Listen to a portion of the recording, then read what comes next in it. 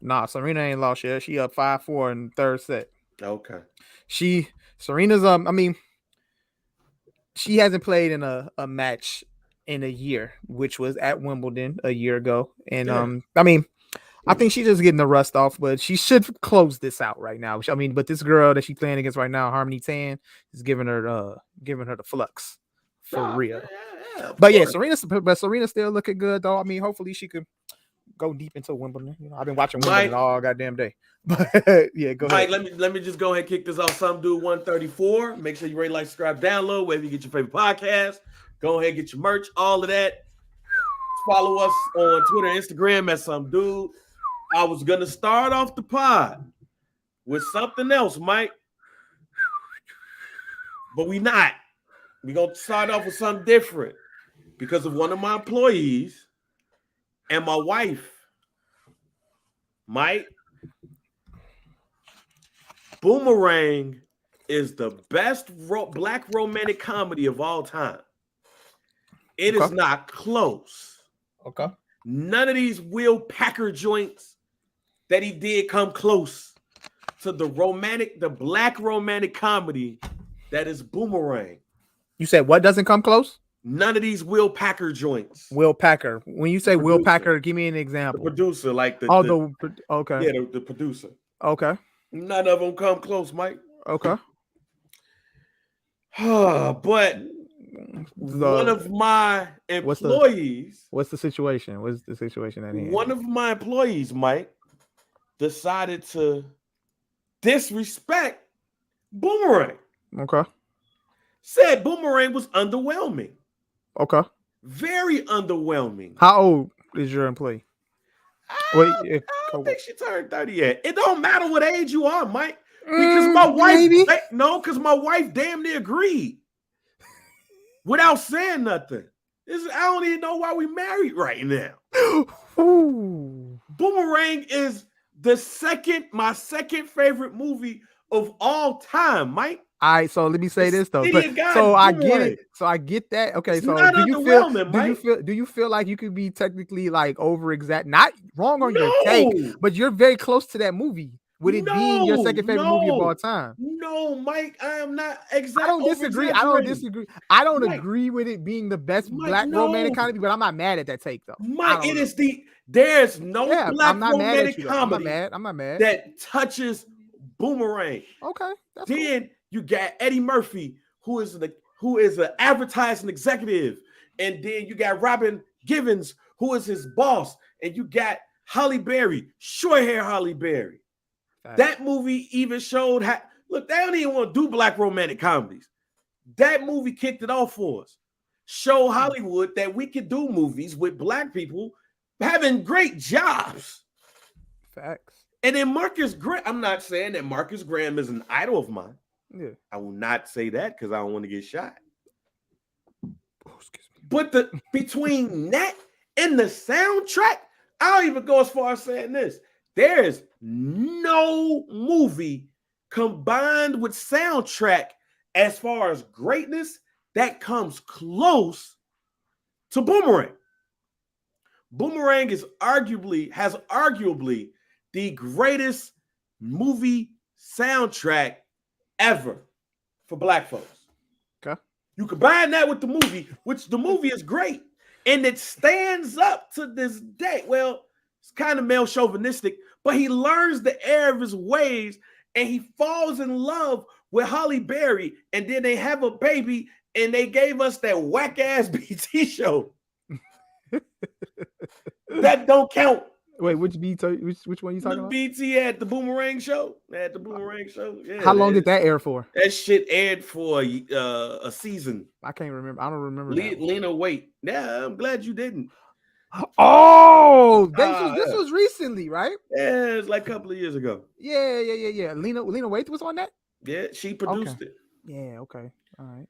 Yeah, like, bruh, it's the greatest black rom-com of all time. It gave us other rom-coms. If that movie is not successful, we don't get none of them other ones.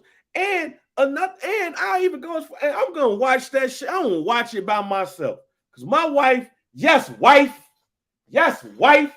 I'm talking about you. Bang I'm is yelling literally at you yelling at his right wife now. right now, live on the I'm podcast. watching Boomerang tonight, and I'm watching Mo Money. Both of them. Because Mo Money is underrated. I'm watching both of them. And you going to watch them with me. We There you going to go. sit down, and you going to understand how great that movie is. And I'm going to get a book report from you about that movie. Miriam has entered the chat. Oh, shit. Okay. Wow. Yeah. Banks just yelled at his wife. His wife is watching us live on the stream. Hi, Miriam. How are you? I love you, boo. Yeah. Oh my God. I ain't mean part of that. But you watching Boomerang with me, and you're watching Mo Money. We're going to watch them together. You get through talking. Mo Money is a great movie, too. Mo Money is a very underrated movie. It was Marlon. As you see, my voice came down a bit, you know what I'm saying? Bow, you know what I'm saying? Yeah, it went bring from it down. then, Bring it down. the octave. Bring it down. Because after the pod, I don't want to get slapped. She fuck around and come in while we doing the pod, and some get thrown at me. I don't want that. Very good opening sequence to the pod here, ladies and gentlemen. I just want to. Boomerang, though, is one of the greatest rom-coms, the greatest black rom-com. Another one that we don't get credit to is Mo Money. Mo Money too. And the soundtrack to Mo Money is great. And it gave us Marlon Wayans. So that's another one. I'm tired of people not giving that movie no respect. I saw it on the TV. It was like, yo, Mo Money, I think you might like this. And I didn't watch it. I watched it like last year. Because it came on, but Mo Money. Oh, damn. You want to talk about a movie that's underwhelming and overrated? That's Love and Basketball. That's a movie that's overrated and underwhelming. I have no take on it. I mean, we good. I don't disagree with your Boomerang take. I'm not mad at it because Boomerang is great. Boomerang is a great movie. Great. And it stands up today. Yeah. And the soundtrack. Man, I went to New York and the light came on the Empire State Building and I started singing Die Without You just because of the movie. It's my turn. Wish you my round. I didn't do right here. It's my turn. Telling you, fam, that movie, and the reason why it came up, Mike, is because today is the 30-year anniversary of Boomerang. Okay. It's 30 years. Shout out to that. And I still remember getting the tape and the cassette tape, and I was 10. So I really had no business watching that movie at 10. Yeah. But I watched it and it became my favorite movie. I went over my aunt's house and my aunt's very religious. And I brought 2 tapes with me. Yeah. I bought Boomerang and SummerSlam 92. Can't go wrong. No, 93. Because it was whichever one was Lex Luger versus Yokozuna. Mm-hmm. I brought both of those tapes. Yeah. And I spent the night over my aunt's house, my auntie Sharon. I never forget it because for a birthday event we went to, I talked to her about it. And I remember popping in the tape, and my cousin, who's older than me, he's basically like my big brother. He said, hey, why you bring this over here? I was like, because I want to watch the movie. Facts. He's like, you sure you want to watch that here? I was like, why not? Yeah. And my auntie came up in the room, and it was the restaurant scene. You know, don't fuck her feet. Yeah. And that part came, and she was like, what in the hell is you watching? Facts. Like, you ain't got no business watching this.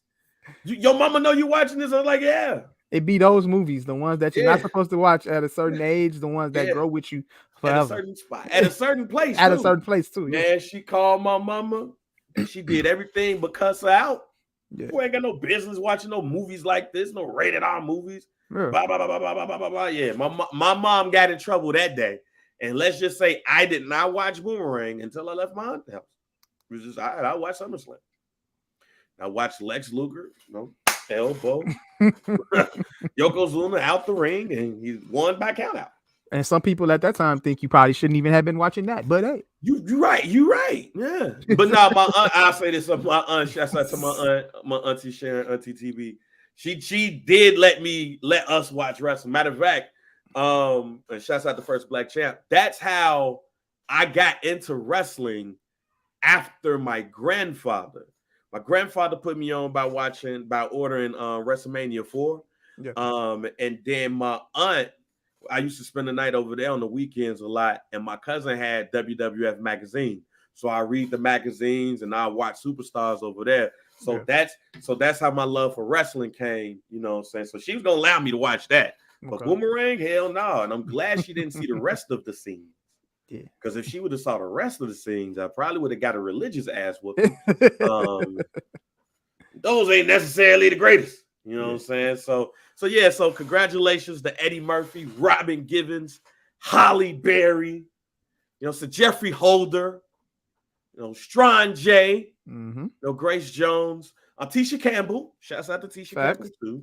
And the whole entire cast, David Allegria, Martin Lawrence, the whole entire cast of Boomerang, 30 years.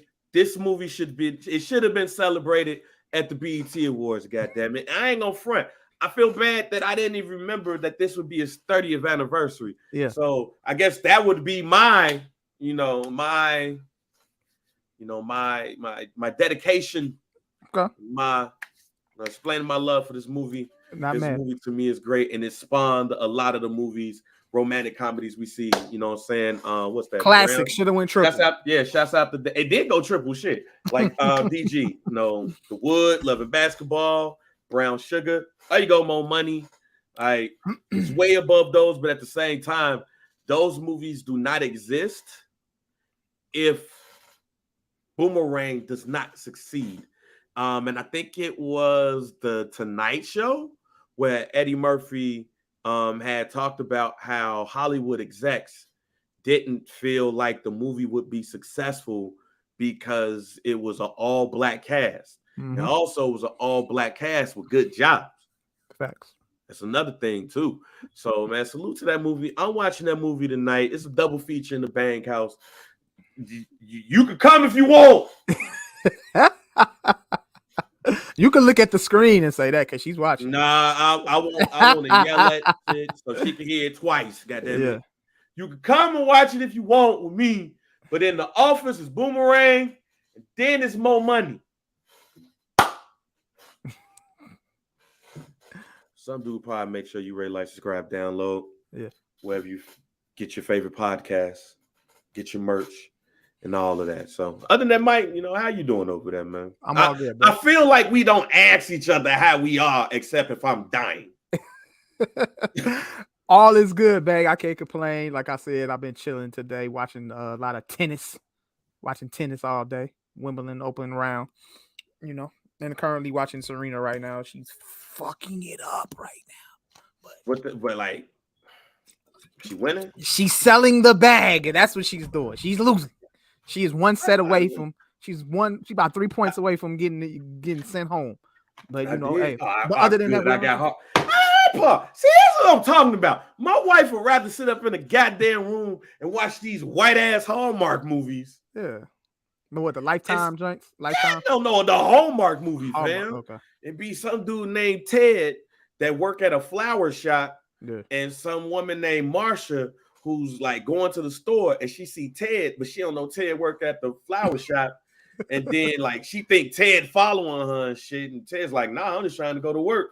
And then she comes in the flower shop and she's like, hey, I'm looking for a bouquet of flowers.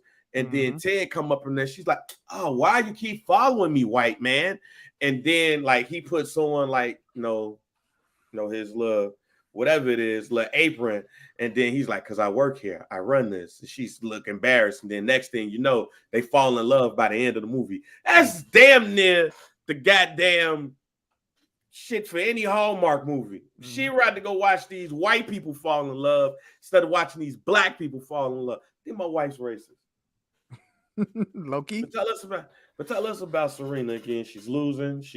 Is this it? Because I did watch like the press conference.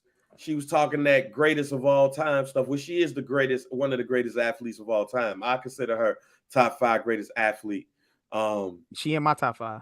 Yeah. So, but yeah, like, is this it?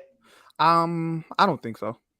Okay. I don't think so. Will she win another Grand Slam? I mean, she's chasing 24. She's chasing 24 to be tied. But I think she could still compete. I mean, watching this right here as this being her first like match in a year, like she's still playing pretty good, even though this girl is giving her the flux. But overall, she still looked like she could compete, at a high level. She's just getting the rust off. Hopefully she could pull it out, but she's looking real over right now. But we'll see though. Dang, but I don't think it's over for her though. She's still gonna compete. I mean, I love Serena, but what I love even more is black people who never watch tennis, but they see Serena about to play, and just because she black as Serena, they think she gonna win it all, even though she like 40, and then she lose now. Oh no, she went in like, I mean, when she got in like on a wild card, like she wasn't even. Because she ain't played. But she was able to get on the wild card. She's not even ranked like worldwide. Yeah, no, she don't even. She just be out here chilling. Like she just be going to awards. I mean, she did the awards stuff. You know what I'm saying? When Will Smith got nominated for King Richard, then he slapped Chris Rock, and then she started training again. Yeah. So now, yeah. I mean, look, man. I love when black people do that though. It's just like they automatically gonna win. Nah. If you know this sport and you keeping up with these tennis players, there are tennis players coming in, men and women, high level that black, are like not black though, not even black. Other than Coco Gauff. Other than Coco, I mean Coco is emerging. But other than that, though, like these other players from these other countries, bro, they tearing this sport up, bro. And that's not just in golf, that's in tennis. I mean, not just tennis, it's golf as well. Like, yeah, these international people, they get into it. It's not a Some Dude pod lately. Yeah. If we don't talk about this real quickly. Oh shit, Freaky Deshaun. Freaky Sean. Deshaun. Freaky Sean. Freaky Sean. Now his hearing started today, Mike. Yeah. But it was something interesting about the Freaky Sean news. Now the Freaky Sean news, we know, about his, his love for masseuses. Yeah. And beating off in front of him. Yeah. If he can't get his way. And we know that the NFL reportedly wants a 1-year ban. The NFLPA is like, yo, he ain't do nothing wrong. He ain't, don't give him that year. The NFLPA they gonna go to bat for him. They gonna go to bat for him. But it was something that was something interesting that came out today. Did they go to bat for Calvin Ridley? Did they go to bat for Calvin Ridley? Yeah, they got to. I'm about to say, bro. Yeah, but hopefully they got that same energy for my mans, man. Some unions be like, I'll go to bat for you, but it's almost like having one of them what's that? Public defenders. Yeah. Like, oh yeah, we tried, man. You know what I'm saying? But you're going for a year. But no, Baker Mayfield had talked at his camp in Norman, Oklahoma, and he basically said that, we could do this, but they got to come holler at me. Yeah. But I think that both of us wants to move on. So there's a chance. It might be a mustard seed, but the Bible says that's all you need. Yeah.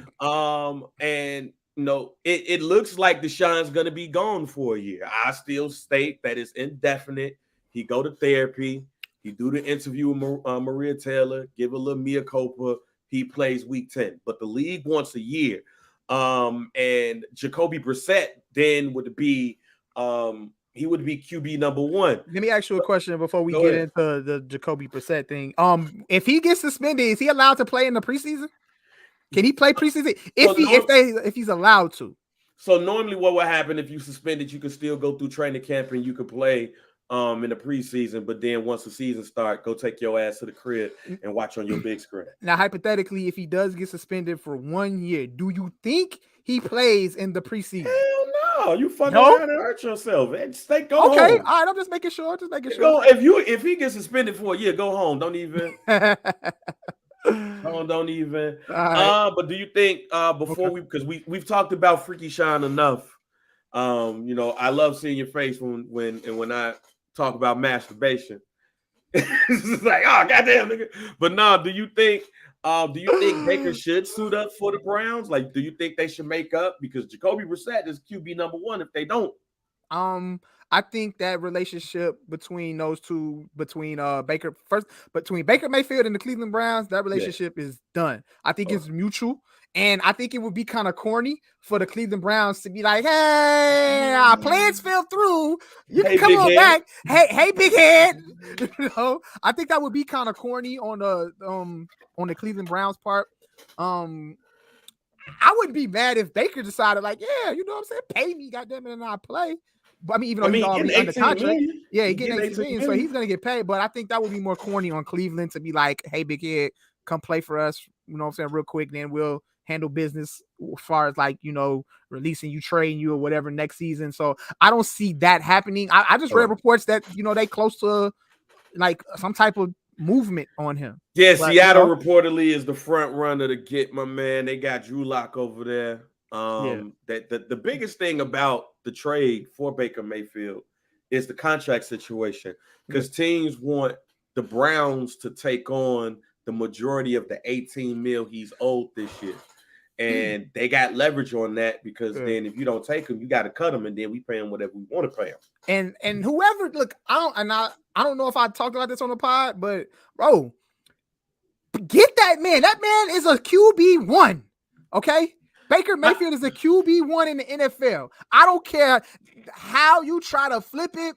The man played through injury last season. Team was already in shambles. The year before that, they damn near took the He was hurt. He was hurt for most of the year last year too. The man is a QB1, and the way that he is being treated right now, like he a bum, bro. But I just don't think people. I don't think people like him.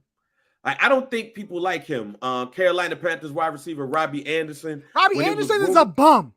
He's not even a good wide receiver, bro. Wait, Mike. So he's not even a wide receiver 2. He's a wide receiver 3. Go ahead. He was very terrible on my fantasy team. I feel you. But if a wide receiver, a person that's not even a wide receiver 1, can get on Twitter and be like, hell no, that only lets you know how a lot of people in the league probably feel about dude. And I think part of the reason why they feel like that, Mike, is the way he was done. Like what he did to OBJ, to Odell Beckham Jr. Because basically he threw OBJ under the bus. Like, it ain't me, it's him. And then he go to the Rams and shit, he was an ACL away from a Super Bowl MVP. Yeah. While you doing that. So yeah, I can see that, but at the end of the day, skill-wise, talent-wise, the man's a QB1 in the NFL. He's a QB1. I'm shocked Mike, at this point that this man is not on the team. So let me ask you a question, Mike, because you got to look at the league, and the majority of the league is set at quarterback. Like, the majority of the league is set at quarterback. Yeah. And they were set at quarterback, like, right before the draft, and then the draft came, and then it's like, okay, we got some rookies that we want to throw up in there. You got somebody like Mitchell Trubisky, who signs a deal with Pittsburgh after being under tutelage of the Buffalo Bills and all and of his that spot stuff. Not even secure. He gonna have to battle it out for his spot. I told you I'm not a big fan of Kenny Pickett. I think Mitchell beats him. I'm not the biggest fan of Kenny Pickett. So, but at the same time, like, Seattle is the only team. Well, Seattle and Carolina are the two only teams. And I'm like, all right, I can see you going there. Yeah. So and he could play quarterback for those teams. He could be a QB1. I'm just saying, he QB1, but there's only 32 QB1. So it's like he's back in QB1, like he's QB1 31. He ain't He ain't top 10. He ain't top 15. Hey, no. Of course, he's gonna have to earn that. But as far as being a starting quarterback on a football team in the NFL, he is one. If he goes to Seattle, he should be automatically the QB1. Ain't no competing. None of that shit. I'm gonna make a comparison. even though this person should be on the NFL roster, I'm going to make a comparison. Baker Mayfield is the white Colin Kaepernick. Without all of the other shit, you know what I'm saying, outside. And what Baker I mean by Mayfield that, he's gotten himself to that. He's gotten himself to that point. Jeez. People in the league, players in the league like Cap. Some think he is Cap, but a lot of players in the league like him. Yeah. He's not in the NFL because of the owners. Baker Mayfield ain't really moving because, damn, I put him here and I don't really know what I'm going to get. Yeah. He ain't that. He's short. He's short. He got a decent arm. He mobile and everything. But damn, do I need all of that for somebody who's going to be fighting for a job? Yeah. And that's where him and Colin Kaepernick mixes up a bit. Because an owner and a coach could be like, yo, he's going to be a backup. I don't need all that extra shit. Baker Mayfield, he's going to be fighting for a job. I don't know if I need all that extra shit. It's the extra shit that comes with people that are marginal to some people where they just not going to get no love when you think they should get love. Because I agree with you. I think he should be a starter. Yeah. And I think I give him top 20 in some cases because you got a lot of rookies that's up in there. You got a Zach Wilson and all that stuff that we still don't know about. We still don't know. That. I mean, but you're taking potential over what we see right now. Yeah. You know what I'm saying? But I don't see Baker Mayfield being happy with being the backup. No. I don't see Baker Mayfield happy with holding the clipboard. Mm-hmm. So that's the thing right there. All right, some do pod. Hey, make sure y'all rate, like, subscribe, download wherever y'all get your podcasts, man. And make sure y'all go up into, if they got comments or whatever like that, let us know if we tweaking or not. Y'all should have definitely put a lot of freaky shine joints up in there to let people know we're talking about. Hey, so we might as well go ahead and get into it, Mike. But you don't want to ask. I thought you was going to ask about Jacoby Brissett, like what he's going to do. Don't worry about it. All right, cool. Yeah. But to answer that question, look, the question in the notes was, can Jacoby Brissett lead Cleveland to victory? The answer is no. The answer is no. No. Jacoby Brissett. I had to think about it, and I was like, dude, does it even matter? A full season of Jacoby Brissett, the Cleveland Browns will be like, I don't think they don't make the playoffs. They'll be 8-9. Yeah, but Nick Chubb, they got 3 running backs, man. They'll be 8-9. They got Kareem, they got Nick Chubb, and they got what's his name, DeForest or some shit like that. They got 3 running backs that could go. So they're gonna use them heavy this season. So run game defense. The Cleveland Browns are gonna be looking like 1987 in this motherfucker real quick. All right, man. Let's go ahead and talk about versus. I didn't want to talk about it last week because they announced it. They announced it after the pod. After we did the pod, I think. No. No, we knew about it. We just didn't get into like about it, but we just didn't get no predictions stuff like that. Because I really didn't have one. Yeah. I really didn't have one. I mean, at the end of the day, it's probably going to slander the pre-show. Yeah. But some told me to wait. Yeah. Just wait. You watched it? Because I didn't watch it. I only saw clips. I watched it, Mike. I've only seen clips. Well, I watched it because of the wife. Okay. Like I'll say this was probably one of the few times that I really, really, really noticed the age difference between me and the wife, which is 4 years. And for some people, that's not as significant. It's not a significant one. But when it comes to content and music choices, yes, it is. Because she was an 8th grader when I was a senior. So she had, certain posters on her wall where if I went over an 18-year-old house, she was taking it down. Mm-hmm. So she, was into, a lot of those songs that I didn't know. Matter of fact, when it was announced, I told her it was announced, and we get in the car and we listen to Mario. Mm-hmm. And I'm hearing songs from Buddy Ass that I've never heard in my life because I've never listened to a B2K album. I've never listened to a Mario album. I've never listened to a Pretty Ricky album. I've listened to some Bobby Valentino, but not a full. I have never listened to a full album of any of those cats. I've heard majority singles and some album cuts from Bobby V. Yeah. Other than that, you could have told me Omarion was gonna win, and I would have been like, yep, he gonna win because he left B2K and all that. He was popular. And when the touch video came out, you know what I'm saying, we was like doing this shit and all of that stuff. Or if we was at the club and Icebox came on, you know, we grind on the chick on the dance floor. Mm-hmm. That's all I knew. Okay. That's it. Okay. Until Versus happened. Okay. And I want to know why little R&B niggas so angry. Why was Sammy so angry? Mike, you are the same age as my wife. So you probably know this. Why is Sammy so angry? Do you know? Because I don't know. All right. So from what I got from the clips and all the takes and everything like that, Mario is obviously he's seen some of the past versions. No. Let's not go Mario yet. Okay. Because Mario wasn't angry.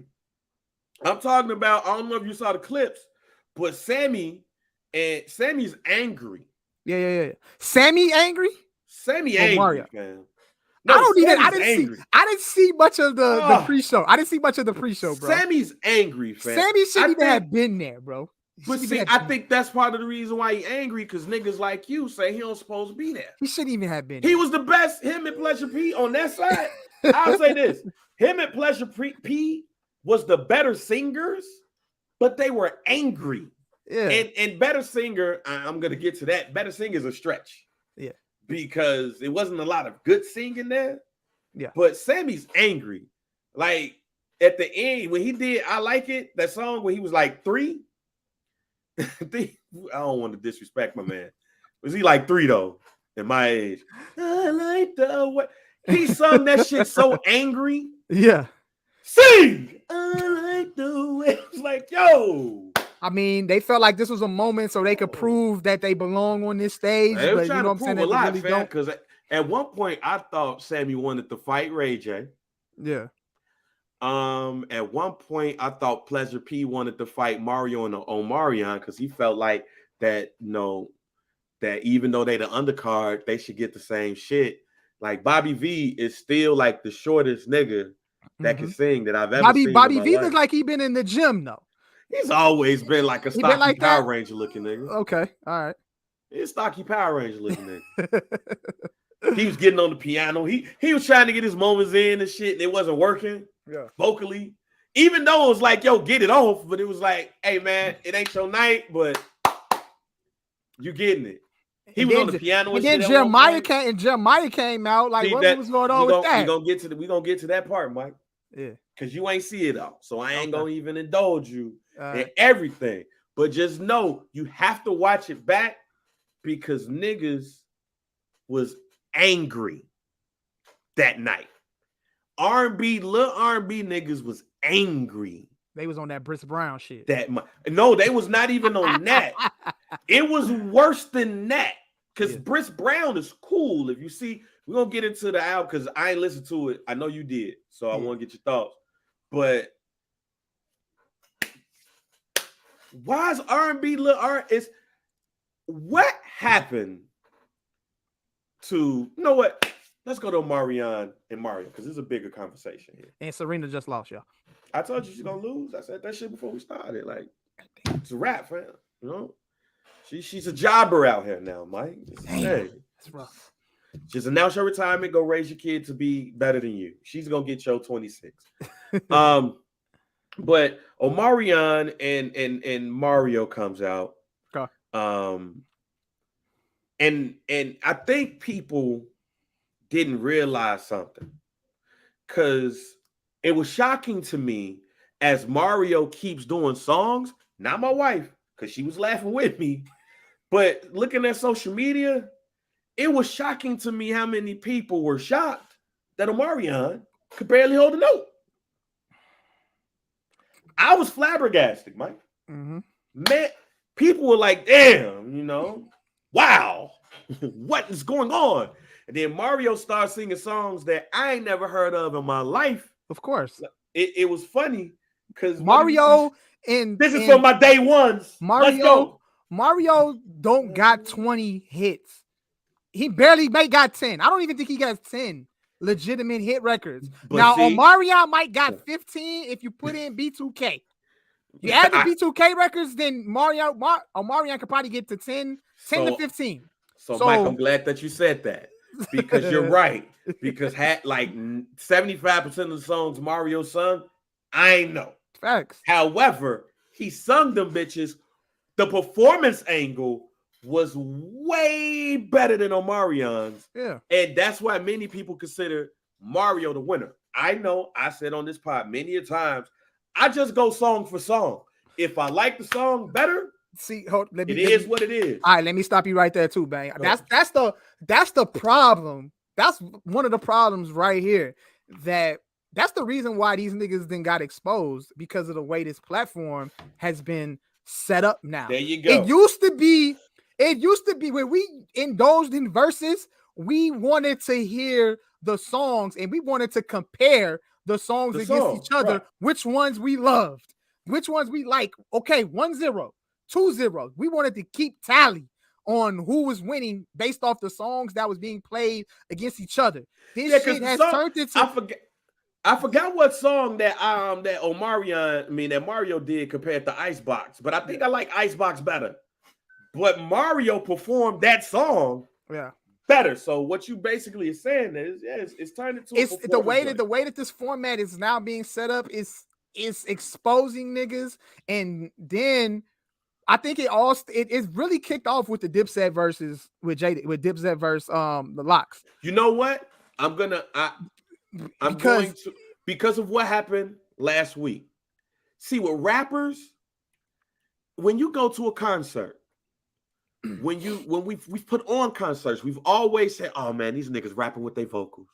Yeah, we've always said that. Yeah, I think this versus right here to me was really the official exposure, because with rap, I get it. And Jadakiss came in and really shut it down and everything. And a lot of that, to be honest, Jada was loud. And I don't know what the fuck that is. Oh, that's one of my sites. But Jadakiss was loud and he was talking shit. So I get it. On this one right here, Mike, when you go back and see it, it exposed a lot, especially when it comes to a genre. Yeah. Like, it's just Dipset. Like, look, I love the Locks. I love Dipset. I think Dipset got like better songs, right? In most cases, yeah. But it didn't really matter to me, and this one didn't matter to me either. But I said this on Facebook, Mike, and it's the honest to God truth. Young girls loved Omarion because the braids, he was handsome, and he had abs. Yeah. He didn't really give a fuck about what he was singing about. Yeah. He didn't give a damn about what he was singing about in B2K. He didn't give a fuck what he was singing about solo. They didn't care.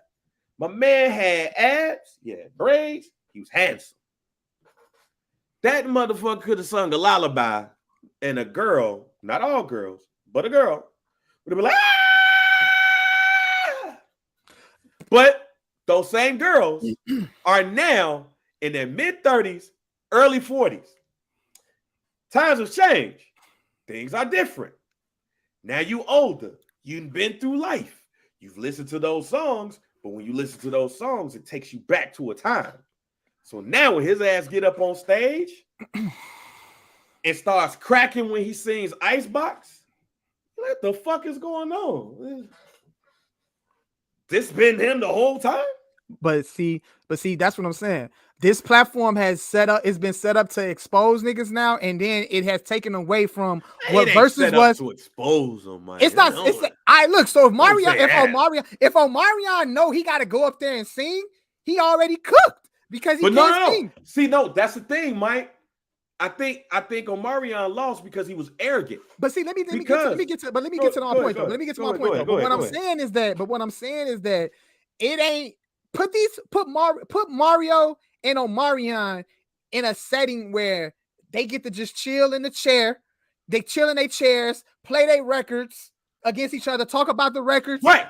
Mario cooked. But see, that's why he a dead man. But see, that's where I'm going, Mike. And that's why Mario took advantage of that opportunity. No. I don't think Mario had to do much but do what he do. Facts. Because he's the underdog. Yeah. he's just gonna sing songs we don't know. Omarion has the songs we know. So Omarion comes in arrogant because basically he's doing what he's done his entire career. What he did right there is not nothing. What he's not is not different than what he's done in his career. The same shit he did at the Scream tour and all of that shit. Say a couple of lines, try to stay on key, and dance. Yeah. People older now.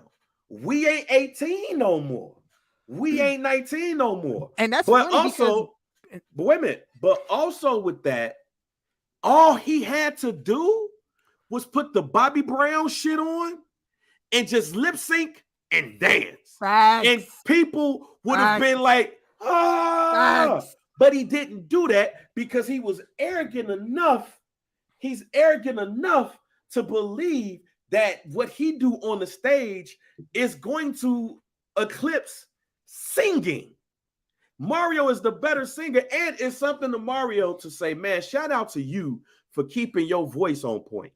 Yeah. Shout out to you for doing the necessary things to keep your vocals on point. Yeah. Only thing I didn't like about Mario is that he had a bottle of 1942, a bottle of Don Julio Nejo. And I was like, bruh, you make enough money to have some Don Julio Nejo. Go ahead and get the bottle, toss that up. He had the little ass bottle of Don Julio Nejo, and I looked at him like, damn, fam. But other than that, he literally won the night because you could tell he took care of the moneymaker, which is his voice. Omarion never really had that to begin with. So all he literally had to do was do this shit, bow, bow, bow, bow, bow, bow, bow, bump, bump, bump. With your two background singers. With the two background dancers. With your two but he wanted it, and the crazy thing is, Omarion's last album to me is slept on. I talked about it on this pod when it came out. I was like, yo, yeah, we did talk about that. Decent ass album. Neither one of these niggas need to even be on this platform because Mario ain't had a hit record since 2009, and Omarion ain't had a hit record since 2014. So neither one of these niggas, they very still popular with the ladies. You heard them singing the songs. Popular with the ladies, but they did not belong on this platform. I'm convinced that they paid Swiss Beats and Timbo to get on this stage because the niggas did not belong there. Nobody asked for this. We didn't ask for this. We didn't ask for this. Shit, we didn't ask for a lot of these joints. But this one we definitely didn't ask for. And Mike, it's gonna come to a point where we ain't gonna be able to ask for none of these shits no more. We didn't ask for this. And Swiss Beats and Timberland, they need to sit down with these guys, bro, and they need to discuss the format more. They need to discuss this format. The format needs to be changed up. It needs to be about the song versus song. Don't get out here and try to put on a concert. I don't want to see no concert, bro. Mike, turn verses into a concert, bro. Mike, we are outside now. And we outside. Cut this shit. Cut it. Mike, it's over. Mike, cut this shit. You think you know goddamn well you don't want to buy no damn ticket to some verses, and all the motherfucker do is play some songs. You can do that shit at the crib. Cut it. You can do it at the crib, Mike. Then don't sell tickets to this shit no more, bro. What you think? So they can't make no money? Who making the money? Who making the money? Shit, they all making the money. They all shit. You see, people got stock in verses now. Man, the people who was just around for the play. Look. I get you. I get what you saying, but no, nigga. Hey, were they out there performing full songs, or they was doing like a minute and a half? They was in some cases they're performing the full song, in some cases they'll do a minute and a half. But see, Mike, I'm gonna disagree with you. And it's funny how we're flipped on this now. It's funny how we flipped on this now because last year I was loving verses. I loved it because you want to know why, Bang? Because me and you used to come on here and we used to be like, go through song for song and we would argue which song was better than what. We're not even doing that no more. We on here talking about how Omarion ass can't sing and how Mario tried to pull a Jadakiss on niggas, bro. That's what we on here talking about right now, fam. It ain't about the songs no more. It is about the song. It ain't because technically, if you look at it, Omarion really. If you go look at the playlist and look at the songs that were played, Omarion won because Omarion got more hits than Mario. Mike, this is how we're gonna. This is where we're gonna disagree here strongly too. Yeah, it is about the song, Mike. It is about the song. If you go up there and that's your song, listen, Mike. No, Mike, because if that's your song. you should be able to get up on the stage and perform your song. Yeah. Look, I'm a stickler for live. Look, wait a minute. I'm a stickler for live performances, Mike. We went to the Pusha T joint. I sit there and I watch Pusha T because I was like, this is the second time I'm gonna watch Pusha, and I want to see how this man perform. Because I know the songs, I like the songs, but you know what? You come up on this stage and be huff as hell, it's gonna be a little bit of a change on that song, G. Yeah. Look, we've put on performances with local artists, people we ain't know, but we end up seeing them perform, and we be like, you know what? Shit's a little bit decent now, Mike. Yeah. That's what these young niggas get fucked up now, Mike. Just get some, especially R&B. Yeah. Some of them. I'll just put a little auto-tune in my shit. Put a little auto-tune in my shit and sing a little song, and that's it. And then when I get on stage, all I got to do is say a couple of words and point the mic out. That shit don't work now, especially when you're an artist that's been in the game like Omarion has for years and like Mario has for years. The performances got to work. Your ass know verses is good. Look, you now know verses is going to expose you now.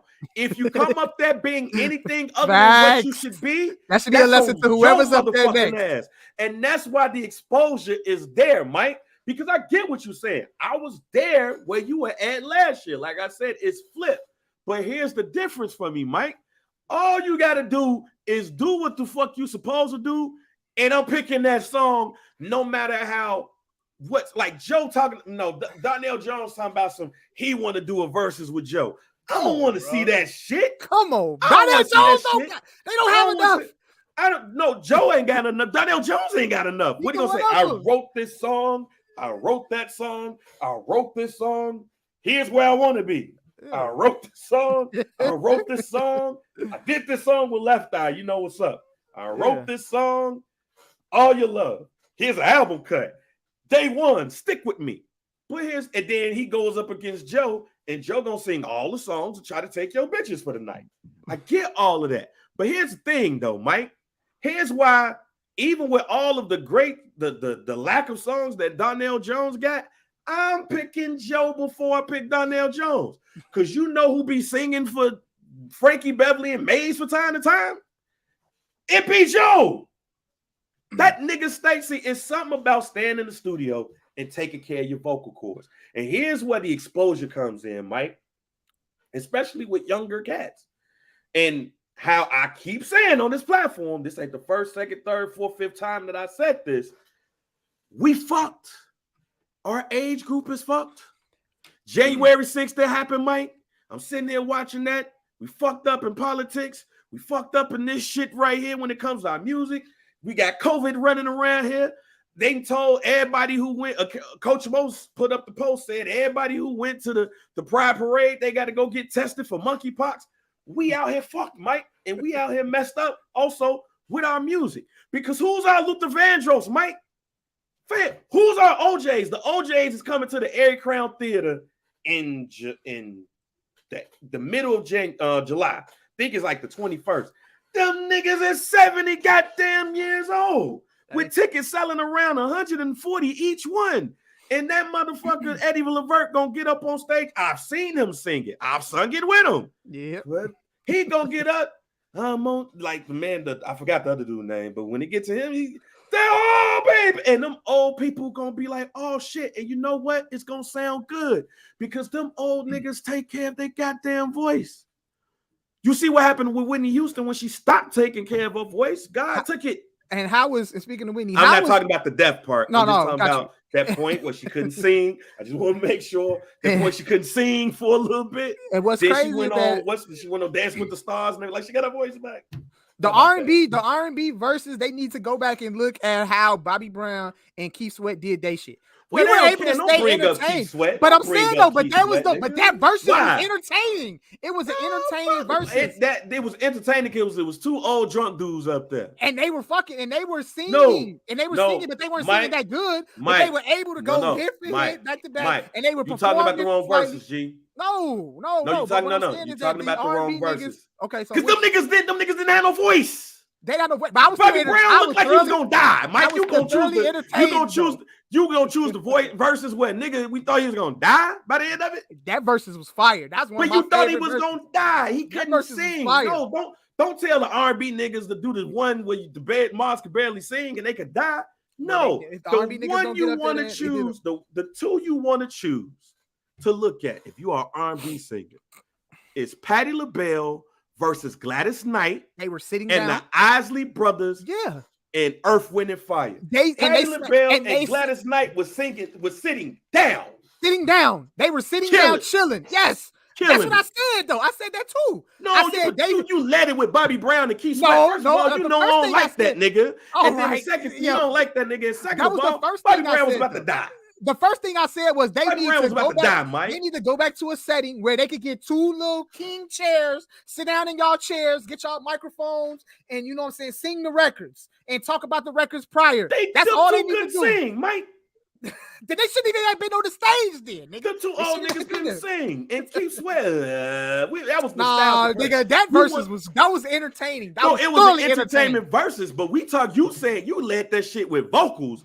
And then said Bobby Brown and Keith Sweat. I didn't mean vocal wise. I meant as far as like Bobby Brown wasn't singing that good, but the songs that he played and the performances overshadowed the singing. Stop, Mike. We were just excited to see them niggas alive, G. Hey, that versus right there, I'm excited to see Bobby Brown ass alive because you went through a lot. And Keith Sweat is the perfect combination of the two. But now we are past even that. When it comes to R&B singers, Mike, it's vocals. You got to be able to do more than hold the note if you're going to do this or be Bobby Brown and Keith Sweat. It's either one of the two. Yeah. Because so I get what you're saying. It's just you led with vocals with them. I ain't mean it like that. But at the same time, if we're talking about, and this is even more about verses, Mike. Like, this is even past verses, G. But you see, hold on, before you get to that. But you see how we were able to go song for song and pick who won and who didn't win that round with Bobby Brown. Yeah, Mike. We haven't gotten to that. But Mike, part of the reason why you want to do that because you lazy. I'm sorry. What do you mean? What you mean? You lazy, G? How? That's lazy. Wow, that's literally lazy, G. Because I want to. Because you want them to just play the song and that's it. No, I don't want them to play the song. Let's just say, for instance, that versus ticket is $75. Yeah. You mean to tell me your motherfucking ass want to just see them up there play a song? Not necessarily, but they gotta find a way to make it where they entertaining the crowd and also we are seeing a battle. That's the point, Mike. They entertainers, nigga. But it's also a battle though. They entertain niggas. It ain't even a battle though. It's just a concert. Go watch a video of the Four Tops versus the Temptations. It ain't go even a watch battle that. No more. It's just a concert. No, at this point. Mike. A bad concert at that. Mike, go look. You making the point for me, Mike. No. You making the point for me. That's why I say hold on, because you're making a point for me. And I want you to educate yourself a little bit. Go watch the Temptations versus the Four Tops, G. Them niggas was going up against each other. Old niggas didn't think them niggas didn't like each other for years. Oh, shit, Four Tops, Temptations. Oh, them niggas is about to battle. And they was sitting up there doing the dance and shit and singing and, the skin deep and killing it. Mike, the R&B singers, most of the ones we grew up with, we gotta admit, them niggas is huff. They can't sing.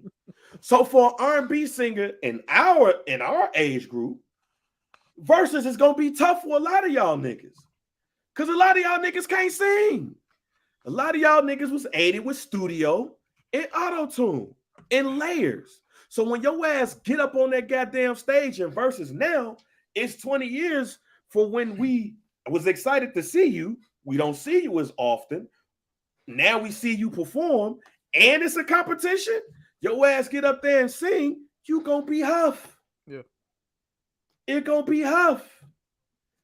We done. We fucked out here. When I get my parents' age, as I'm gonna say it again. When I'm my parents' age, who I'm going to the Airy Crown Theater to see? One of them, which I wasn't necessarily the biggest fan of him, but I enjoy majority of his music, is in jail. Usher is one of the few. His ass is up in Vegas on skates and shit with a whole residency. It ain't a lot, G. Our age group is fucked. I don't disagree with you. We glorified entertainers more than we glorified singers. When in our parents' day, the singers were entertaining you.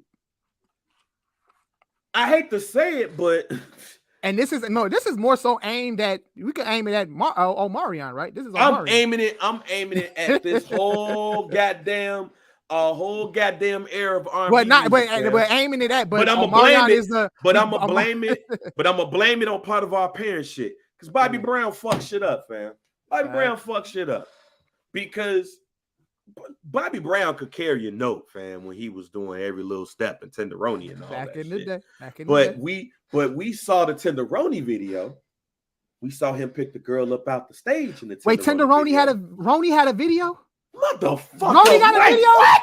Roni got a video? No bullshit. I didn't know. Hold on. Roni had a video, bro? Hold on, man. Let me see something real quick. I gotta go back and check this. I never seen this video. That's one of my favorite Bobby songs. I didn't know that song had a video. Mike, you have never seen the Tenderoni video. Hold on. Forgive me, bro. I've never seen this video. What the fuck? Who the fuck am I doing this pod with? You ain't never seen the Tenderoni video. The live video or like the that's the video. Oh, okay. No. Okay, I seen this. I'm thinking the actual video. I'm sorry. Mike, forgive me. No, I thought he was like had an actual. I thought he had an G. actual music That's video. The video. I know that, but he's performing though. So that's it's not the video. I thought it was like because back in that day they used to do videos like that, Mike. My like bad. Man in the mirror. Relax. We saw. That's how we saw European people die. Man in the mirror. No, my fault. Proceed. Mike, I was about to say. Like no, I thought Roni is one of my favorite Bobby songs, bro. Don't scare me. Don't Be Cruel is one of my favorite R&B albums of all time. I just didn't know that. So let me finish my point because you scared me, fam. My bad. That's my fault. So look, you scared me, fam. So look, the Tenderoni video. He comes out. He does the what you want, Trey? See, look, come here, Trey. Because I think your mama's still watching the pod. Come here. Look, I want you to come on the screen. Look. Ask me, say in the mic what you needed me to do. Put some more time on my game. He said put some more time on his what? He wants me to put more time on this Nintendo Switch. That's because I thought you were too focused on that. Huh? But you know I was doing my podcast though, right? Yeah. Yeah, so but I'm gonna put more. You could have asked your mom. See, next time this is what you do. Ask your mama to text me. Then I'm gonna put it up in there. All right. I'm gonna put more on your game. That's fatherhood. That's fatherhood, Miriam. He asked me about games and she telling me about great singers now. And Chris Brown is not a great singer, Miriam. You strip that auto-tune off, especially now. How's the album, Mike? It's decent. Oh, it's decent. It's all right. It ain't nothing to talk about. That's special. Whoa! He got some records on there, but I think Chris Brown. Not with this rollout. Hey, the rollout was great. You know what I'm saying? But this one ain't it though. He said he wanted to be more mature on the album. Ooh, no, he didn't do that. No, he didn't do that. I'm not a hater, Miriam. Chris Brown. Hey, Miriam, he is a Chris Brown hater though. He's a Chris Brown hater. He's a Chris Brown hater. I love Chris Brown. Singers, people but he name. I don't think Kyrie can sing. I don't think vocal wise like that though. But Tank can sing. Eric Benet can sing. Brian McKnight can sing. Yeah. Chris Brown can hold a note and give me some auto-tune and it's lit. That's part of the issue. But that's part of the issue though, that our generation is going to have. We don't have the Luther Vandrosses. Shit, we ain't got the Freddie Jacksons. Who's our Freddie Jackson? Somebody look. We could say Luther Vandross and Marvin Gaye and Stevie Wonder and R. Kelly, and we could name them names all day long. Fam, who's our Freddie Jackson? Like, who's our low-level singers? Who's our Alexander O'Neal?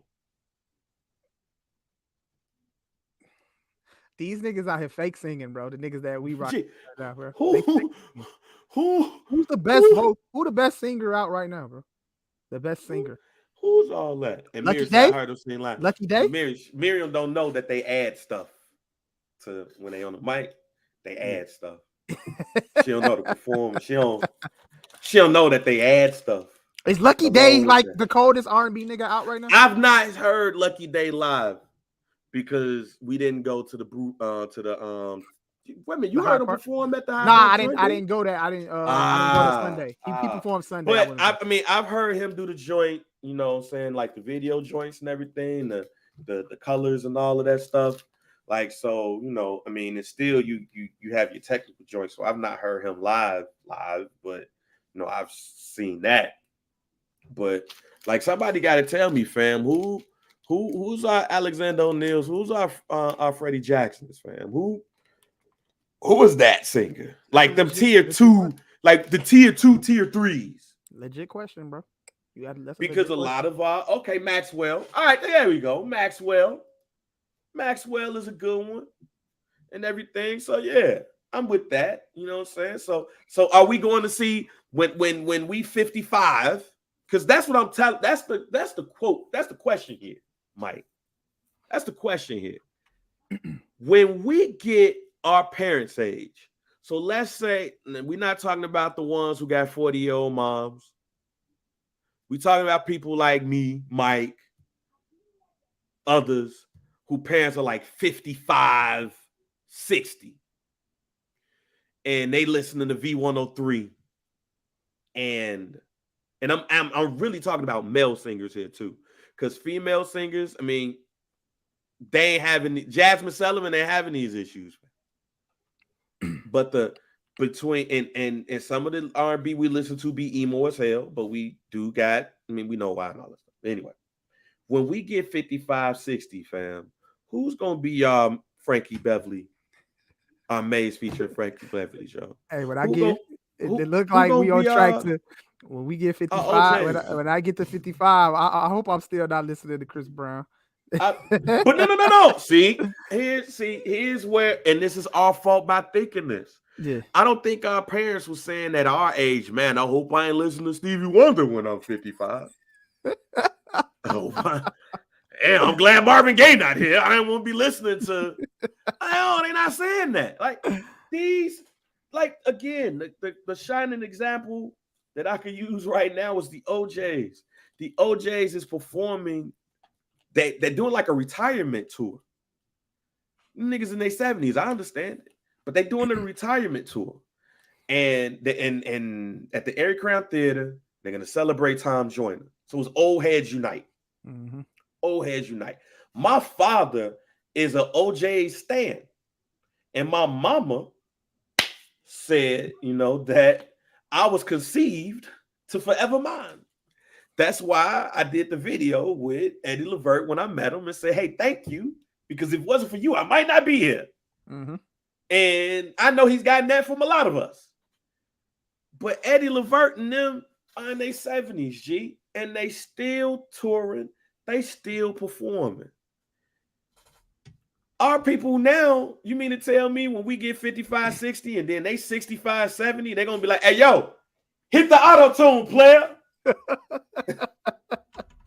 That's what I'm saying, Mike. Hit the auto-tune, player. Yeah. That's like, hit the auto-tune, player. That's what we on like our way to. You saw the BET Awards? I saw the clip. You see Giveon? I saw the clip. Giveon, I saw the struggle. I saw the struggle.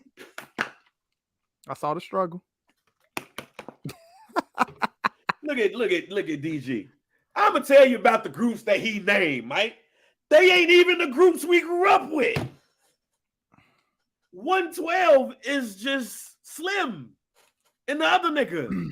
The other two don't even tour with them no more. Slim owns 112. They don't like each other. So I don't want to go see half of 112 talking about his 112. Like Drew Hill and Player. Whatever the fuck that shit is they got going on with Right. Drew Hill, I don't even acknowledge that shit. Right. I don't even acknowledge that Blackstreet. Yeah. Blackstreet. You can say I grew up on 112 though. 112. No, I'm saying we grew up. I'm saying I grew up on 112 too. What I'm saying is the 112 we grew up on ain't the ones before. But leave that up. Yeah. Leave it up. Leave it up. Because I want to. That ain't the 112 we grew up on. Yeah. It's not. The niggas wasn't even at verses. It was Slim. The other nigga that I don't know his name, he just be there. Yeah. And I think it was two other niggas that we don't even know who they are. Jagged Edge. They don't even tour like that. But they still technically together though. Well, I don't know because when the dark-skinned dude beat up his fiance, they kicked him out.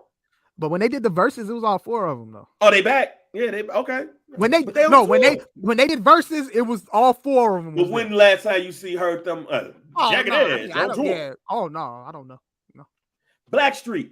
Nigga, Blackstreet has been touring, been at each other's heads forever. Yeah. Sometimes David Hollister there. Sometimes David Hollister ain't there.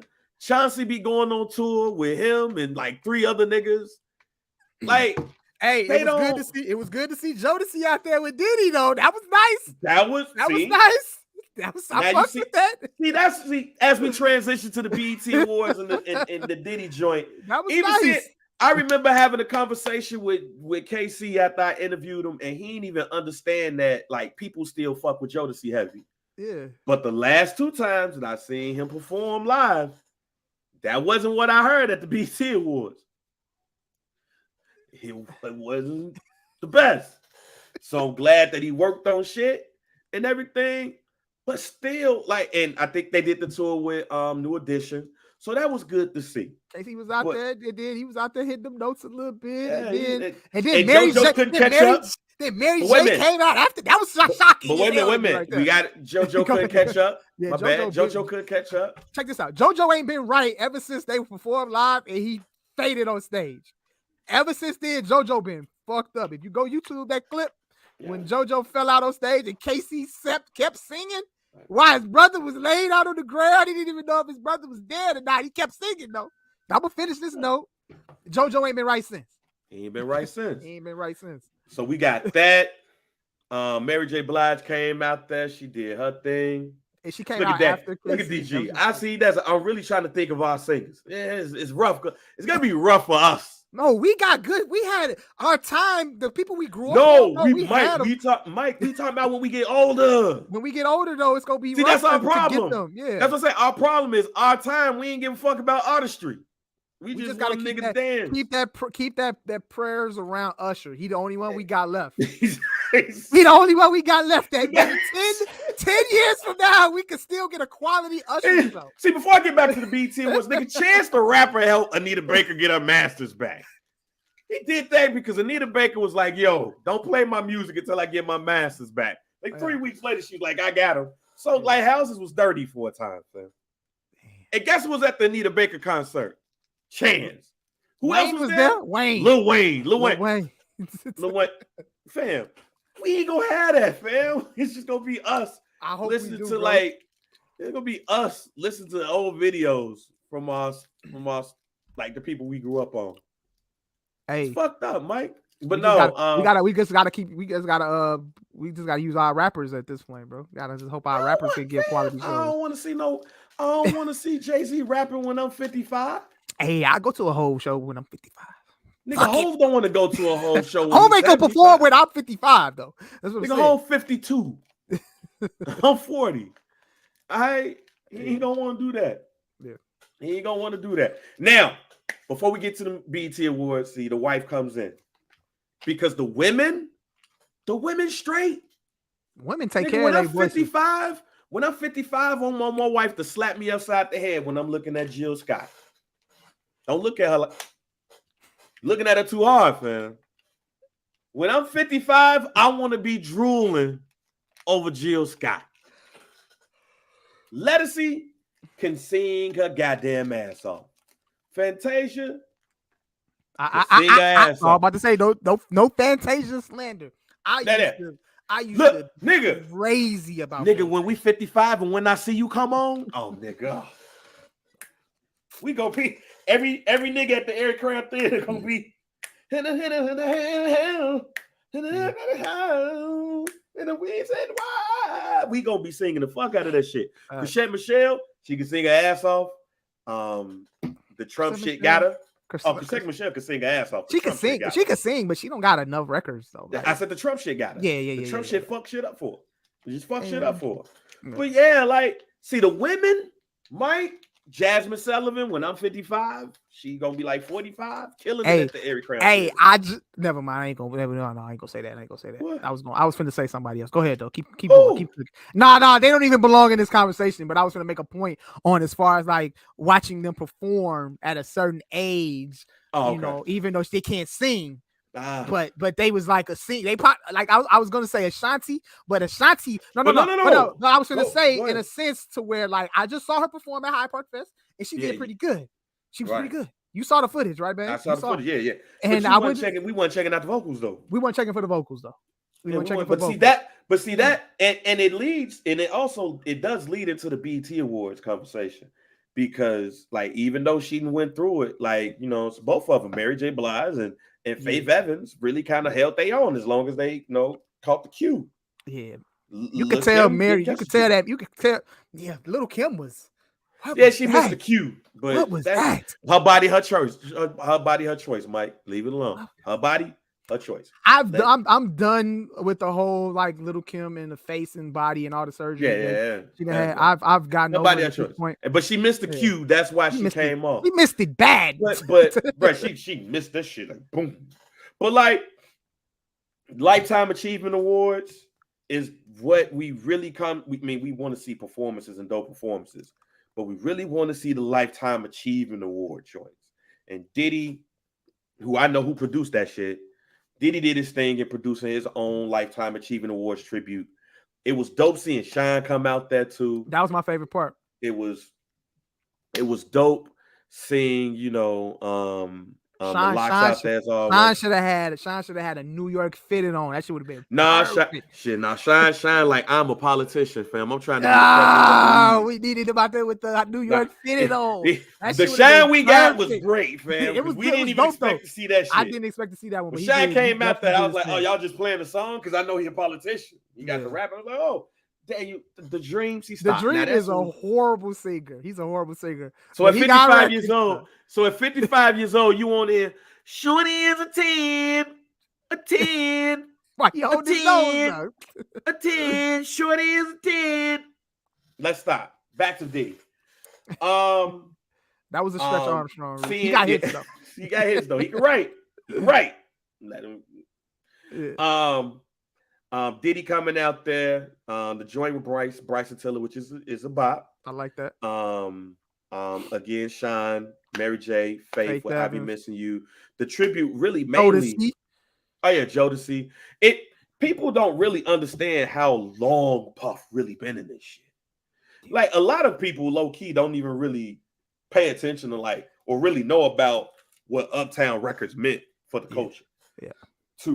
Without no Uptown, there was no Bad Boy. And people need to really go back and look at the greatness that used to come out of Uptown Records. They were the culture at some point. And Diddy was a big part of that. He gets on stage and Babyface start talking, and then Kanye West come out looking like a designer forklift driver and shit that was working in the cold. I know he was musty underneath all of that. But we love Ye. And then, Diddy do his speech.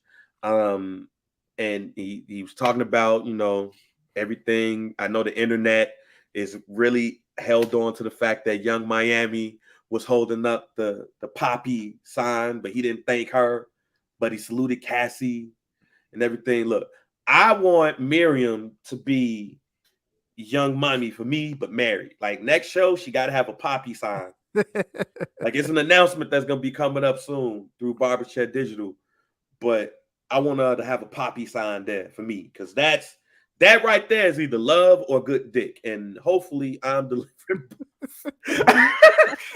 Because only one of the two or both of them it's gonna make you have holding the whole sign up, blocking people's view behind blocking people's view.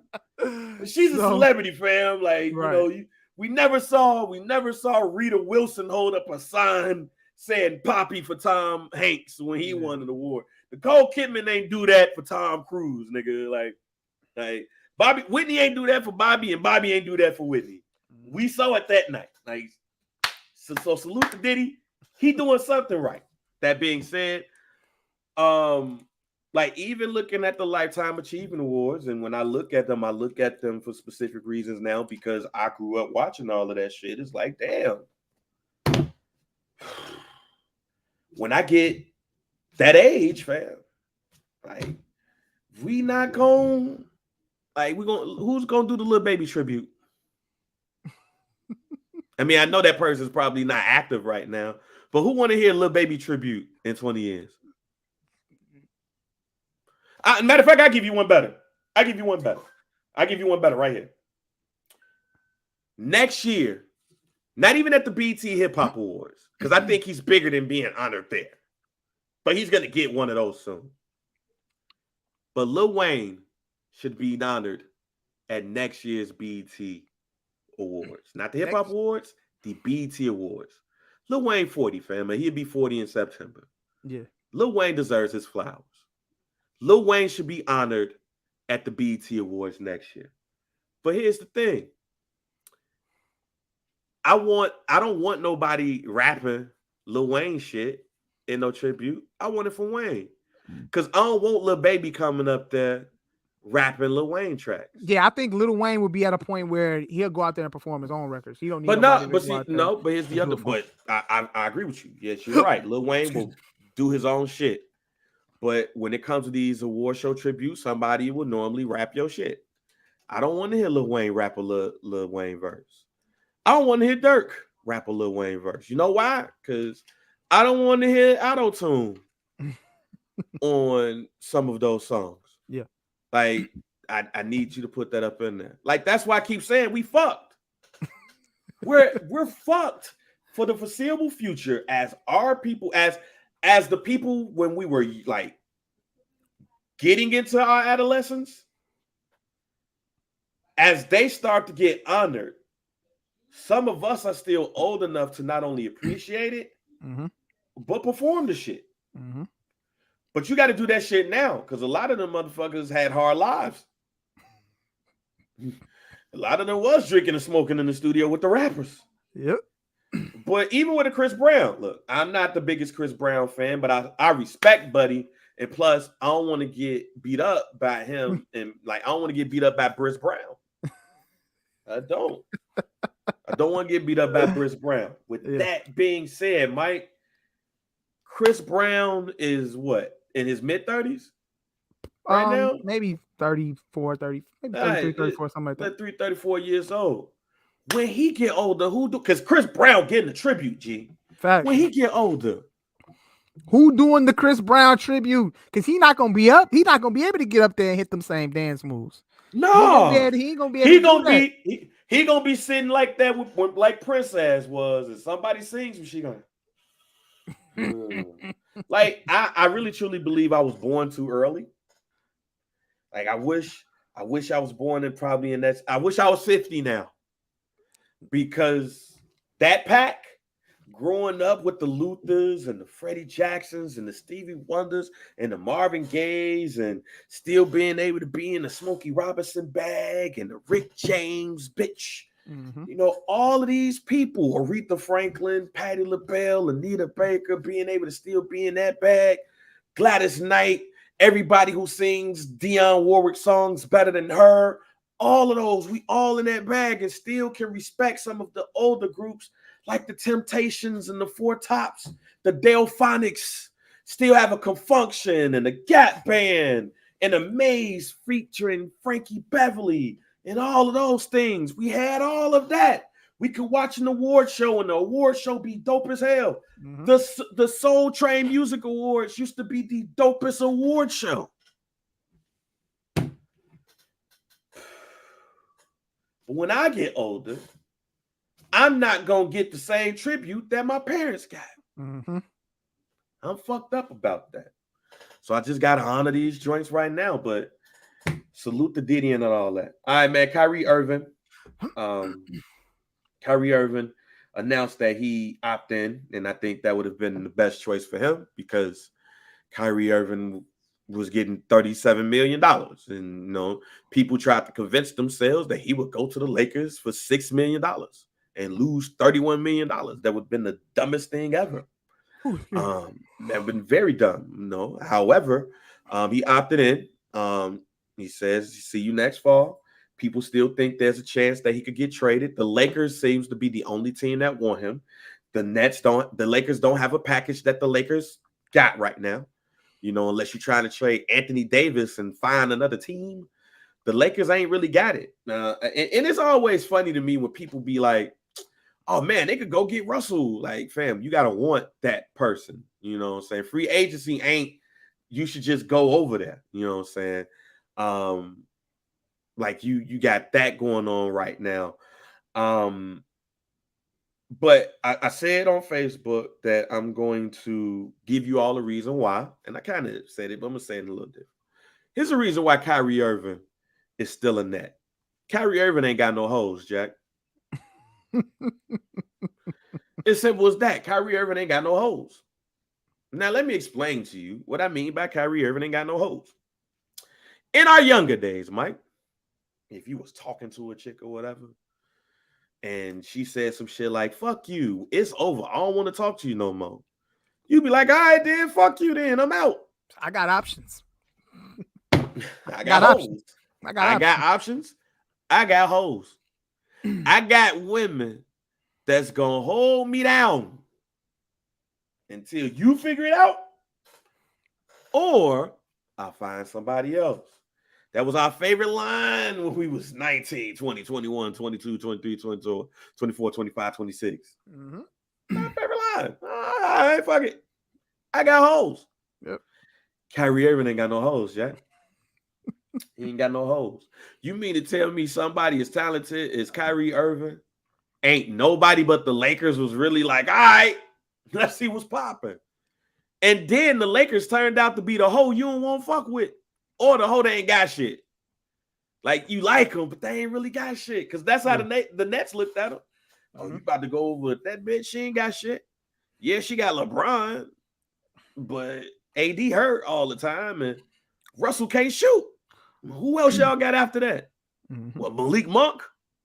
Y'all really thought the Nets was going to accept a trade that looks like Russell Westbrook, Malik Monk, Kendrick Nunn, a draft pick from 2028, a future draft pick for Kyrie Irving?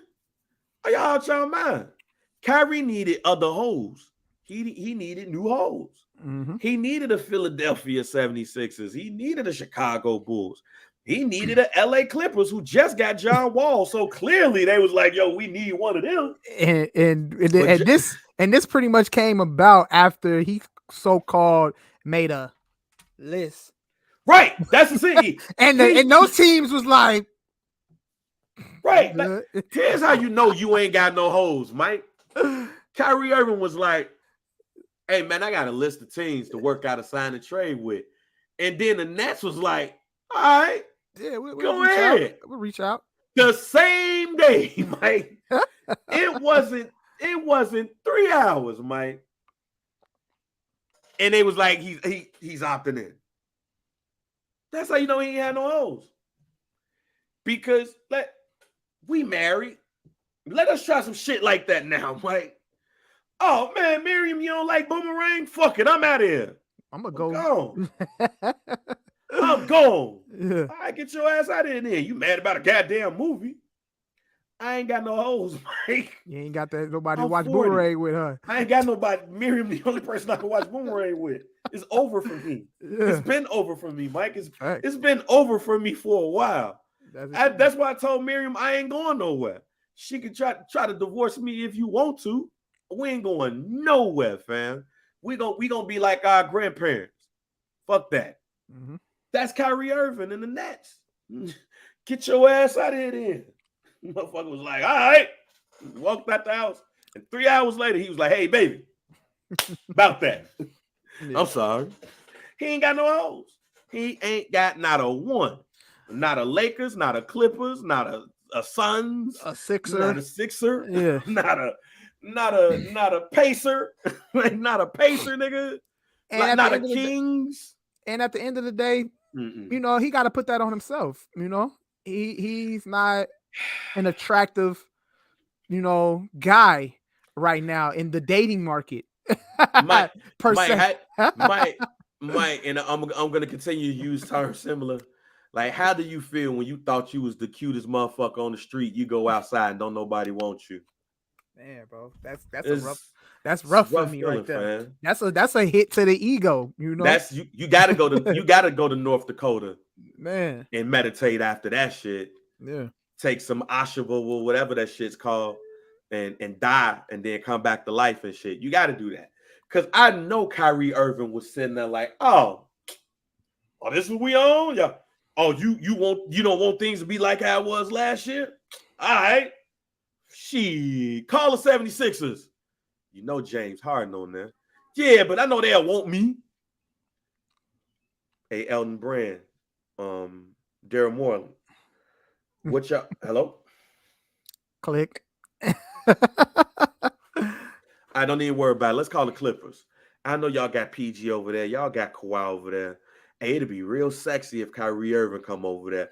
And your owner is a billionaire, fam. He could pay that luxury tax out of his own pocket. And Ty Lue coached you to Ty Lue coach? Oh, man. Ty Lue know me. Ty Lue know me. Hello? Click. Ty Lue hung up on me. What? He overplayed his hand. If all of this is true, he overplayed his hand and have to go back. And people say that they don't think that the Lakers shit is over. Who the Lakers are going to trade? The only possible option is if you're trading, it's got to be either AD or Russell Westbrook. No, it's not going to be Russell. They don't want Russell. Exactly. I don't know. I don't even know if they want AD. But the person that you will have to trade, the most attractive trade piece on the Lakers is Anthony Davis, who said a couple of weeks ago he ain't shot the ball since he got hurt. Yeah, that ain't a drawing no trade action. So who, like, I understand, like, we be out on the sidelines and when we see these things, we think it's easy as what you do on NBA 2K. But look at the Lakers roster, and you giving up Kyrie Irving, and you telling me you gonna take back Russell Westbrook, excuse me, I keep saying Wilson, but Westbrook with an expiring salary of 47.1. So you do get that off your books next year.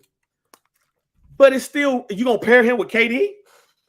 I mean, people look at it as like a reunion for both guys. Motherfucker don't want to be reunited. Exactly. I feel you. I agree. I totally agree with you. But that's the only way that's the only narrative you can put on this. That could make the trade attractive. Yeah. Kyrie ain't got no hoes, and throw something else on it. I mean, Kyrie, at the end of the day, I mean, Kyrie did this to himself. You look at his 3 years with the Brooklyn Nets. He's played 20 games, 54 games, and then he played 29 games. It's always something. It's something, whether it's injury or PTO. This guy has not yet shown. You sound like Stephen A, fam. No. But I'm saying, but it's facts. But that's the reasons, though. I don't agree with all the other shit that, I mean, Stephen A clearly has a personal vendetta with the guy, but at the end of the day, still though, it's still a whole bunch of controversy around the man. And, you know, people haven't seen that he's committed to, you know what I'm saying, being a full-time player, you know, but the good thing for Kyrie with this one, this is a chance. This is his chance. This is the Brooklyn Nets chance, actually, because I'm going to go out on a limb, a hot take, and say that once you put this team together with a healthy Kyrie going into the season, a healthy KD going into the season, a healthy Ben Simmons going into the season, the Brooklyn Nets literally put themselves at the top of the list as favorites to win the NBA championship. That's a hot take. You know what? I don't even really think that's a hot take because with the players on paper, that should be the case. On paper, On they put paper, it themselves should be as the a case. favorite, and Right. this is an opportunity for us to actually see what this Brooklyn Nets team could be, what it could be, and what they've tried to make it the past 3 years when they acquired Kyrie Irving, and then you acquired KD and acquired James Harden. But see, Mike, the other part of that is the coach that you got.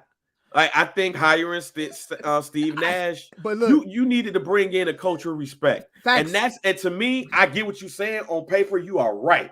Yeah. But with Steve Nash as your coach, nah. I'm not putting them up there because who they coach is. Because Kyrie don't respect Buddy as. KD do, but KD just like, yo, I hoop. So, I like everybody that's hoopers and all that. As long as you don't get on my nerves. I don't think Kyrie would respect any coach because he made it clear that y'all niggas that we don't need coaches. That's what he clearly. I think. See that mean whoever would give whoever the clipboard, Kyrie don't give a fuck. We're combining past episodes and shit. Yeah. The thing is he don't respect the coach because who's a head coach? Because I think the coach that you have to bring in has to be somebody that is well respected. The thing is there's no more Phil Jacksons. There's no more Chuck Daly's. Yeah. There's no more Mike Fratello's. There's no more of them OG head coaches no more. And they're not giving the Sam Cassell's and other people like that a shot. The only person that I think, you're right, the only person I think he'll probably respect that came in as the head coach is his godfather, Rod Strickland. Like, I mean, or Sam Cassell. I'll say that too, because he's very well respected. The thing is that you don't have those type of coaches no more. You just brought in somebody like Steve Nash and thought shit was gonna be sweet. And as we see, shit ain't sweet. And to me, that's what's going to hold them back. They're gonna fuck around and fire Steve Nash and hire Mike D'Antoni. That's my hot take. You think there. Before the season start or during the season? During the season. I honestly feel like whatever. I feel like when you put those three guys in, and then you already got your Seth Curry, and then you get Joe Harris back. I mean, I feel like you got enough pieces on your team to contend, even with a mediocre coach like Steve Nash. They'll go out there, they're gonna win basketball. But see, that team ain't about contending. That team is about winning a title. And to win the title, you're gonna need a coach. Fam, Steve Nash was getting out coached by Ime Udoka, and then he switched that shit on that ass. That the players won that, but don't underestimate what Steve Kerr and the coaching staff did to adjust. And Ime Udoka, outcoached every team he went up against until those last couple of games against Golden State. You need a coach. They ain't got it. And that, to me, is going to hold them back. But since Mike D'Antoni was with the organization, he was the lead assistant the first year with Steve Nash, it's easy to bring him back in the fold because he knows the team. So my hot take is that Steve Nash will not last a year. And when they do fire him, Mike D'Antoni is going to be the head coach. That's my prediction. Yeah. And look, I think they would have been better off by keeping Kenny Atkinson as the head coach, but Kyrie didn't want Buddy as. Don't disagree with you on that one. But I don't think they wanted Steve Nash on there because they think that they could just, do their thing, and they don't really. KD don't give a fuck. Like KD literally the one that's like, hey, I'm a hoop regardless. I just want somebody that ain't gonna try to embarrass me and get me mad all that. And I do fuck with Steve Nash. While Kyrie like, oh man, anybody could be the head coach of this team. And clearly it's not the case. Look, I'm not no hooper like that. I can give you some rebounds and an occasional 3-point shot once I start losing this weight. I can give you all that. But I'm not like, Coach Moses or my man Brian Crawford, my man Sean Davis, who really be on the X's and O's shit. I give you what I see. And my eye test ain't failed me since I really started playing basketball. With that being said, they need a coach that team is going to respect. That's what they need. They not winning no title with Steve Nash as the coach. And people be talking, like I said about the bubble. I said that Frank Vogel shouldn't have been the coach. It should have been Jason Kidd. They win the title. After that, Frank Vogel was Huff. They go get Darvin Ham for the Lakers. I think Darvin Ham might be a good coach. I don't know, but he helped in the development of the Milwaukee Bucks squad. But when I see Darvin Ham, G, in Milwaukee, I see Budenholzer ass over there doing his thing, and I see Darvin Ham. Hey, I think, and then I believe it's 2 players. It's 3 players. I'll add 1 new player to this, but I always think somebody like a Rajon Rondo, if you stop getting in trouble and shit, somebody like him, they could be a good head coach. I think Chris Paul would be a great head coach. As you said multiple times. I think he would be a great head coach. And what I saw from Andre Iguodala, I think he would be a great one day too. But I also think people like Sam Cassell and others in similar situations should be head coaches, and they're not getting no shot.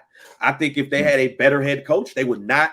And they actually a head coach and a leader of men, they would have a better chance at it. But on paper, on talent, roster, they have a championship squad. I just don't think they have a championship coaching staff.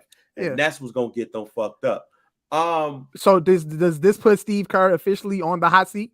Now, I'm saying that because you're going to enter the season with your big 3. You're going to have your big 3. Yeah. We've discussed the coaching for Steve Nash. He's been criticized in the media. He's been criticized on this show. We've said it that the man needs to really dig in deep and get into the head coaching bag, or it's going to show that this head coaching shit ain't for you. Does this season he officially on the hot seat this season? I don't think he's on the hot seat until I don't think he's on the hot seat coming into the season, but if some bullshit happens, he on the hot seat. All right. Because if the season don't start off to an ideal start with them at least being at the top 2, then that's the East when within 20 that's games. when we gonna start looking at shit funny. Like, because here's the thing. See, the owner is the one that's pushing this shit. Like, I don't want this shit to be like last year. We need to get this shit in order. The owner, who owns 100% of the team, is the one who's leading that charge. So really, and I hate to use the word, I was going to use a word and I'm not going to use it, but really it almost came between Steve Nash and the owner versus Kyrie Irving, in a sense. With KD, like, y'all need to figure it out, but I don't think y'all really know him like y'all think y'all do. The owner is the one that was like, yo, I'll trade both of these motherfuckers if it got to be like that. So Steve Nash, in a sense, wins in a bit, even though he's not really the aggressor.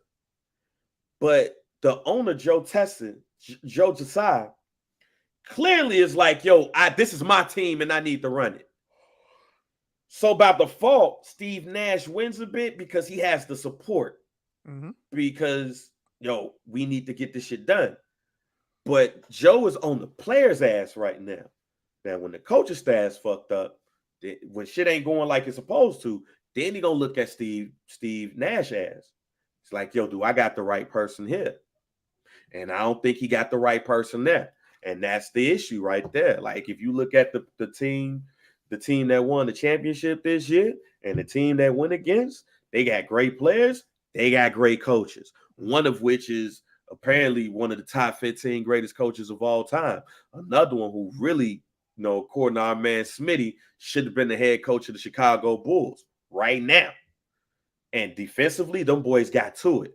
People would say that was the best defensive team, that in some cases, the best defensive team, best defensive games that they've seen in years. That come with coaching. Yeah. They need that. Yeah. Steve ain't on the hot seat when the season start. But if some bullshit happen, I'm an optimistic guy. I love giving people the benefit of the doubt, and I like Steve Nash. I like Steve Nash, and I give him the benefit of the doubt that he hasn't had his full roster like he wanted, like he wants, like any head coach would want. So I feel like in this situation, you're gonna start out the season with every piece of the puzzle that you need. Yeah, now we got to go out and win. So when are we gonna see? This is your opportunity to show us that you really can coach. That's And me personally, I'm happy Kyrie opted into his contract. I'm happy that KD is staying with the Brooklyn Nets, and I want to see what that team looks like with Kyrie and KD and Ben Simmons in a full 82 game season. Whether they play, 70, 82 games. Obviously, they're probably not going to play every game, but I want to see what that looks like. I do too. It's put together, for us as basketball fans to see. That's what we want to see. I want to see it. I do too. So now, as a basketball fan, I'm glad that those three are going to start off the season playing with each other. I'm glad, even though I did want to see Kyrie with the Clippers.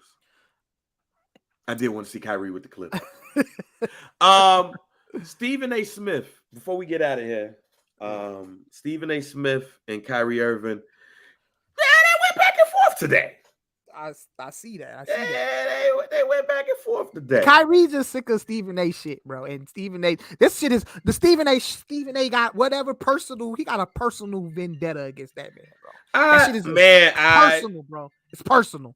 It is getting personal. It's getting personal, and I don't think an on-air interview with a one-on-one is gonna solve shit. They gotta go into an undisclosed location, and they need to have a conversation with each other. Yeah. See, first off, and because not Stephen A. Excuse me. Skip Bayless had a similar situation with Russell Westbrook. This week, and Steve and Skip was like, "Yo, come to the show," and all that shit. And I'm like, "Yo, you don't understand, fam. You seen Jim Rome and Jim Everett?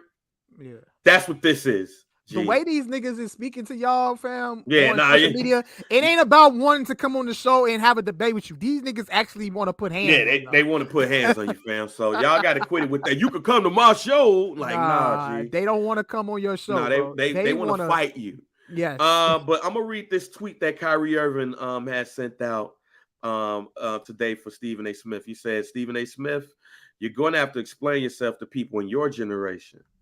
I am not around many 50-plus-year-olds that speak or act like you do. So it's new for me. I am sure my father and my uncles can meet you on your level better than I can. We know you, Stephen." Stephen A. Smith, in a note, he sent this out. "Oh, you got it twisted, bro. Big time. I don't have to explain a damn thing to anyone, especially you or your father. Your uncle Rod Strickland is another matter. I love that brother, and I profoundly respect him always. As for you, when you have a level, let me know. When you have a level, let me know, because I am not aware you have one off the court. Either way, I have one wish. One day you will stop hiding behind the public support you receive and fess up to the shenanigans you engage in, leaving folks hanging like laundry. Be honest about what you've been truly doing. Until then, let's confront one another one-on-one for the world to see your truth up against mine in a public forum for everyone to judge. Name the time and the place, and I'll show up. I keep receipts, bro. Show up. You don't know what that is, do you? If you didn't know before, I know you know now. That now that you're after at the money that you took for granted, waiting for you. See you in the fall." See, all this, oh man, you could come to my show. See, I hate debate shows. Like, I like Cold Pizza more than I like First Take, because it wasn't really a debate show. It was just niggas talking. I love Pardon the Interruption because it's two old niggas talking. I hate First Take, but I watch it. But I hate it because it's a whole bunch of niggas arguing, and sometimes they be arguing the same point. They just want to tweak it to make sure it's basically a I'm right, you're wrong show. Yep. And that's why, like you said, I agree with you. I'm a Pardon the Interruption, around the horn guy. Yeah, around the horn as well. And Jalen and Jacoby. Yeah, Jalen and Jacoby. Go ahead. Like, and I don't tune in the First Take a lot. When I do, it just be white noise. I hate debate shows. I don't watch Skip and Shannon. I don't watch the shit on FS Plus. I don't watch the shit that Jason Whitlock used to be on. That shit. I forgot what the name of it was. I don't watch none of them shits like I used to no more because I guess I've grown out of all of that shit. Yeah. And this is an example.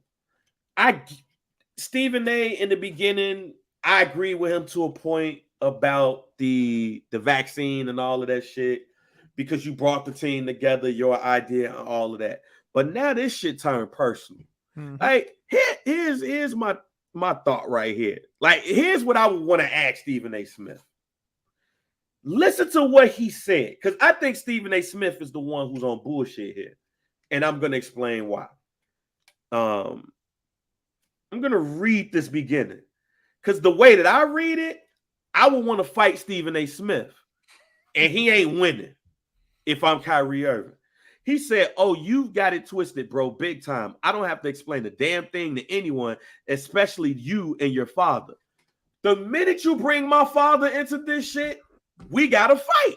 So if I'm across from you, it's already going to be tense. And if you say something out of pocket, I'm smacking your ass, G. So why am I going on first take to try to deliver you some ratings? Because essentially that's what you want it to be. And that's your platform. That's your platform. You're not about to try to hit me over the head with some shit on your platform. No, we gonna talk this shit out one-on-one.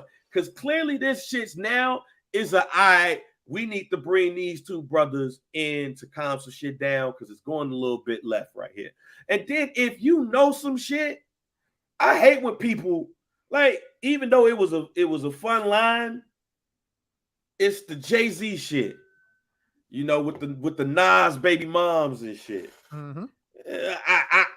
I know, and shit. I know what you did last summer. Yeah. I know. If you ain't gonna say nothing about it, shut the fuck up. Yep. That's how hard I'm gonna say it. Don't try to hit us with the innuendo. Yeah. If Kyrie Irving doing some shit behind the scenes that you think is foul, go on First Take and say that shit. Mm-hmm. Go on there. Yep. Don't hit us with the sources said or anything like that too. I work in this shit. I understand what that is. I got sources too, actually. Stephen A. hit him with the you know who did, you know what. Yeah, you know who. Let's keep that between me and you shit. Nah, fam, if you ain't gonna say it, shut the fuck up. This shit is real, and it's really getting irritating because it seems like that's what they use to drive First Take with from time to time. Like, I guarantee you this. Tomorrow, you're gonna look at Keyshawn, J. Will, and Zubin. Well, not Zubin no more, Max. If you see Jay Williams with the button up on, he gonna be on First Take. And because Stephen A. did this, he probably appear on First Take because he's on vacation. Yeah. Because he's gonna feel like, oh, I got something to say. And then him and Jay Will are gonna get into an argument. Jay Will is gonna veer off track like he always doing these arguments and shit. And them two gonna get into an argument, but then they're gonna be talking about how they brothers and all of that shit. And then they're gonna bring in Marcus Spears to talk football. That's just irritating, fam. Like, even the show to me needs to be produced a bit better. Yeah. But that's my thing, G. Like, this shit is starting to feel personal. And ain't none of it. And Stephen A don't want to fight nobody. Stephen A ain't gonna want to fight nobody. That's how I feel this is getting personal. Because when you say me and my father, it's personal now. You keep it at me. You don't bring in my father. You don't even bring in Rod Strickland. Yeah. Even though you know him. But the minute you bring in my father, it's personal. And because how many times he's aimed shit at Kyrie, whether right or wrong, every time you've made him a segment on your show and yelled and yelled and yelled and yelled and yelled, I have to see you. And it's not going to be on your show. Yep. This is not going to be Carmelo Anthony coming in the First Take. It's not going to be that. It's going to be, yo, I'm in New York. Where are you? Oh, no, just come to ESPN. No. No. I just finished my little retreat in North Dakota. I'm at peace, but we gonna talk. It's not gonna be on your show. You're not going to use me for ratings. You're not gonna do that. And normally I'd be for the host in this case, but he's made this shit a bit too personal. However, from a ratings and revenue standpoint, to flip it on what's been taught to me, all right, cool, bring him on the show. Because you know what brought in some ratings and brought in some little notoriety? When Jim Rome had Jim Everett on the show, former LA Rams quarterback. Yep. He used to call him Chris Everett. Chris Everett. Jim Everett basically said, hey, it's a good chance for me to be in front of you. Talk that shit. Talk that shit now. Don't call me Chris. Jim Rome thought it was sweet. Said, I bet I will. He said, do it, Chris. And he choked his ass. He grabbed his ass by his collar. And the producers and the staff, hey. Stop thinking it's sweet because you got a platform. Because when Kyrie Irving see your ass, look, I'll give you a perfect example. Benny Siegel, a couple of years ago, was into it with Meek Mill. I think this was Madison Square Garden. There was a concert going on. Benny Siegel was there, and some nigga snuffed Benny Siegel. He snuffed him. You got to keep your head on a swivel at all times. That's me. You keep bringing up me and my family and all of that shit. Hey. Gonna have to see me about it. You're going to have to see me about it. Yep. So, yeah, I very well expect Stephen A to be on the show tomorrow in some capacity to talk about what Kyrie Irving said about him. And if I was somebody at ESPN, I'd be like, all right, fam, this is getting personal. I need you to leave this Kyrie Irving shit alone. It's because to me it's fucking up the brand. And it's fucking up his personal brand too. Because all he's doing is proving the Kwame Browns and some of the others right. Like, stick to basketball and all of those things on the court. On the court, me playing at this point. Like, if I have a bad shooting night, talk about that shit. The COVID shit, that's done. Season's over with. Let's find something new. But he re-ups on his contract, and he basically disses him for re-upping on his contract. I agree with him to a point by saying, like, yo, he ain't really had no options. But just say he ain't really had no options. That's it. If you said any other way, you trying to be disrespectful. Yep. And it's gonna get to a point. You try to be disrespectful, and you're baiting. Yeah, you baiting. And you know what? Like, I don't necessarily agree with Draymond Green with this new media shit. How he words it. Yeah. I don't agree with the term. I just say it's new people in media. Yeah. You're getting a new style.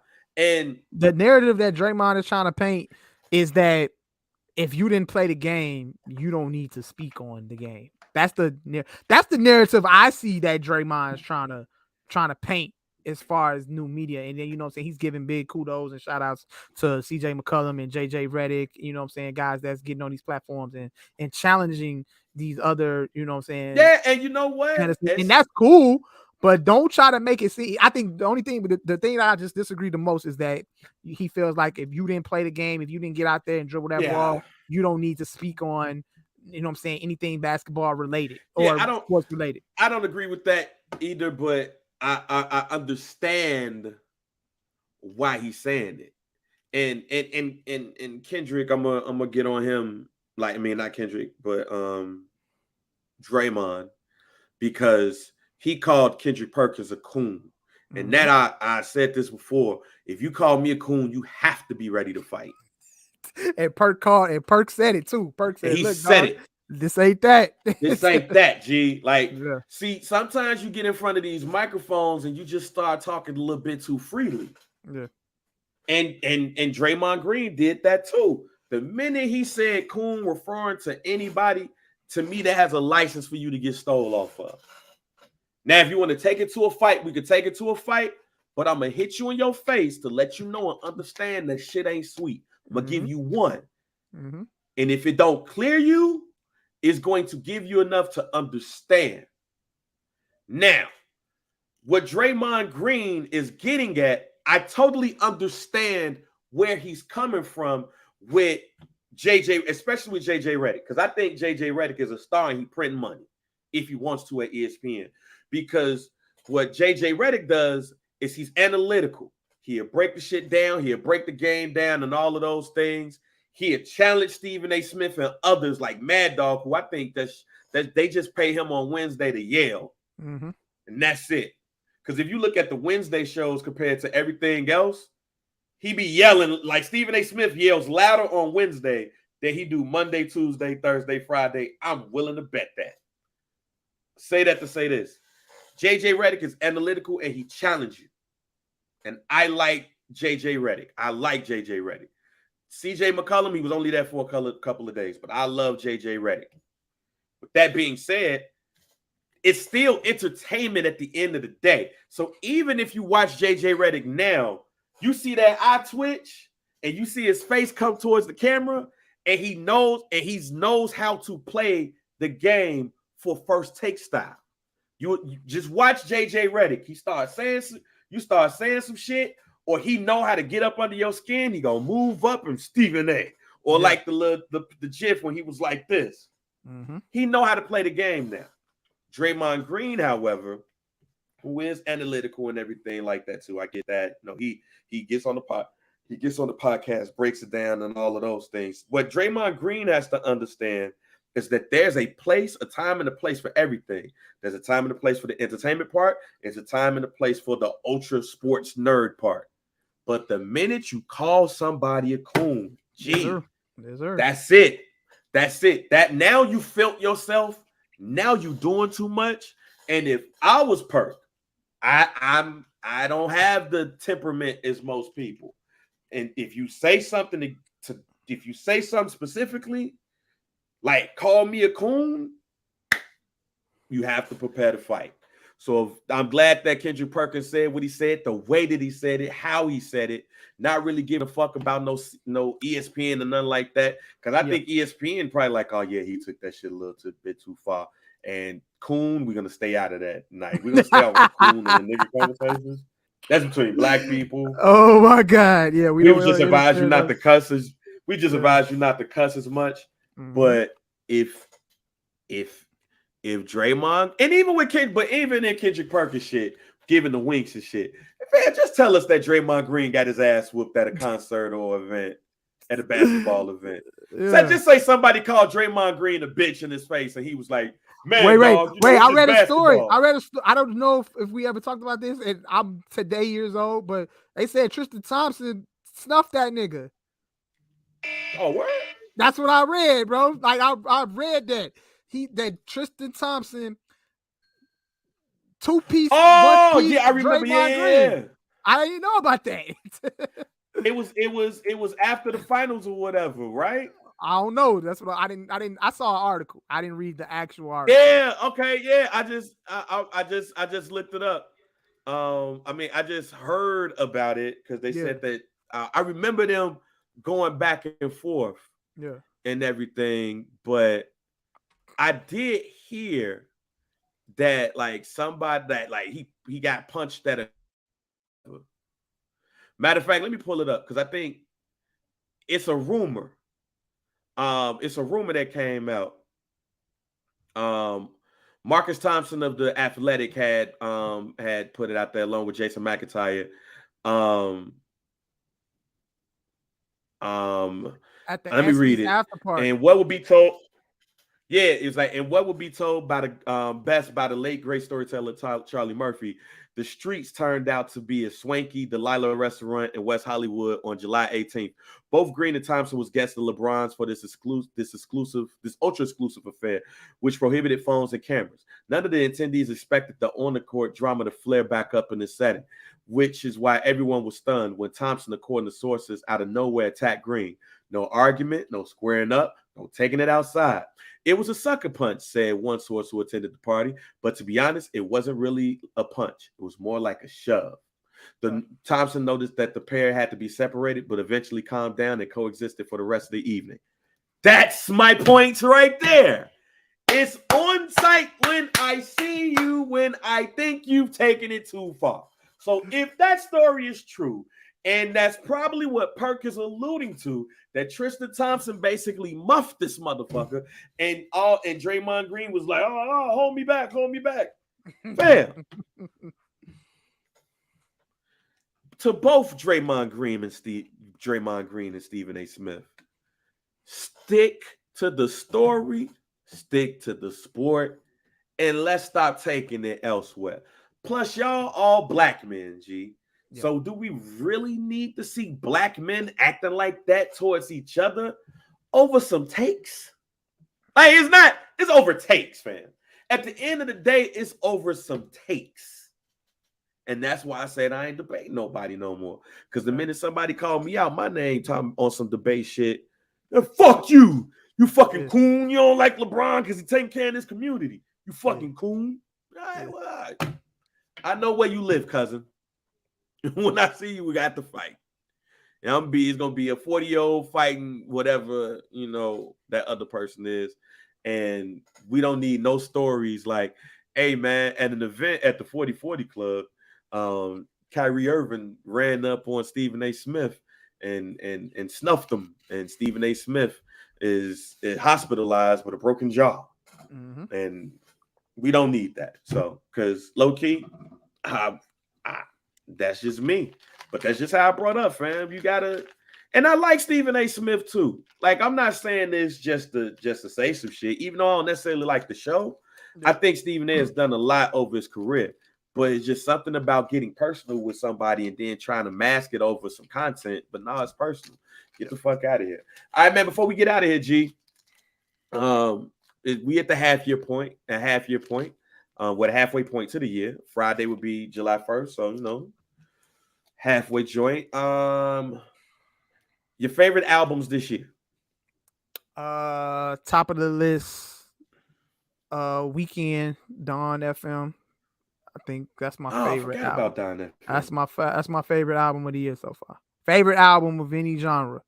Weekend. Dawn FM. What's up? What else? Dawn FM by The Weeknd. Lucky Day, Candy Drip.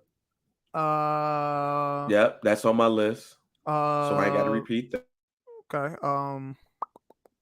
Hold on. I got another one. Hold on. Pusha T's in the top 5. Pusha T, Kendrick are in the top 5, and that's 5. I mean, that's 4. I got 4 so far. What you got? What's your top? What's your? Those are my 4. I can't think of a 5th one right now. I gotta go back and look.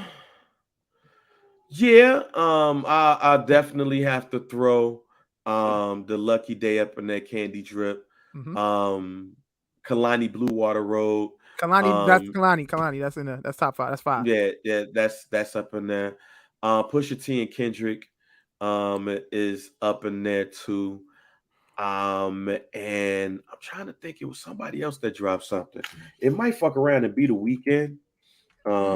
It might be The Weeknd. You was jamming to that Weekend. You was jamming to it. I know you were jamming to a couple songs. I said I was jamming to that shit.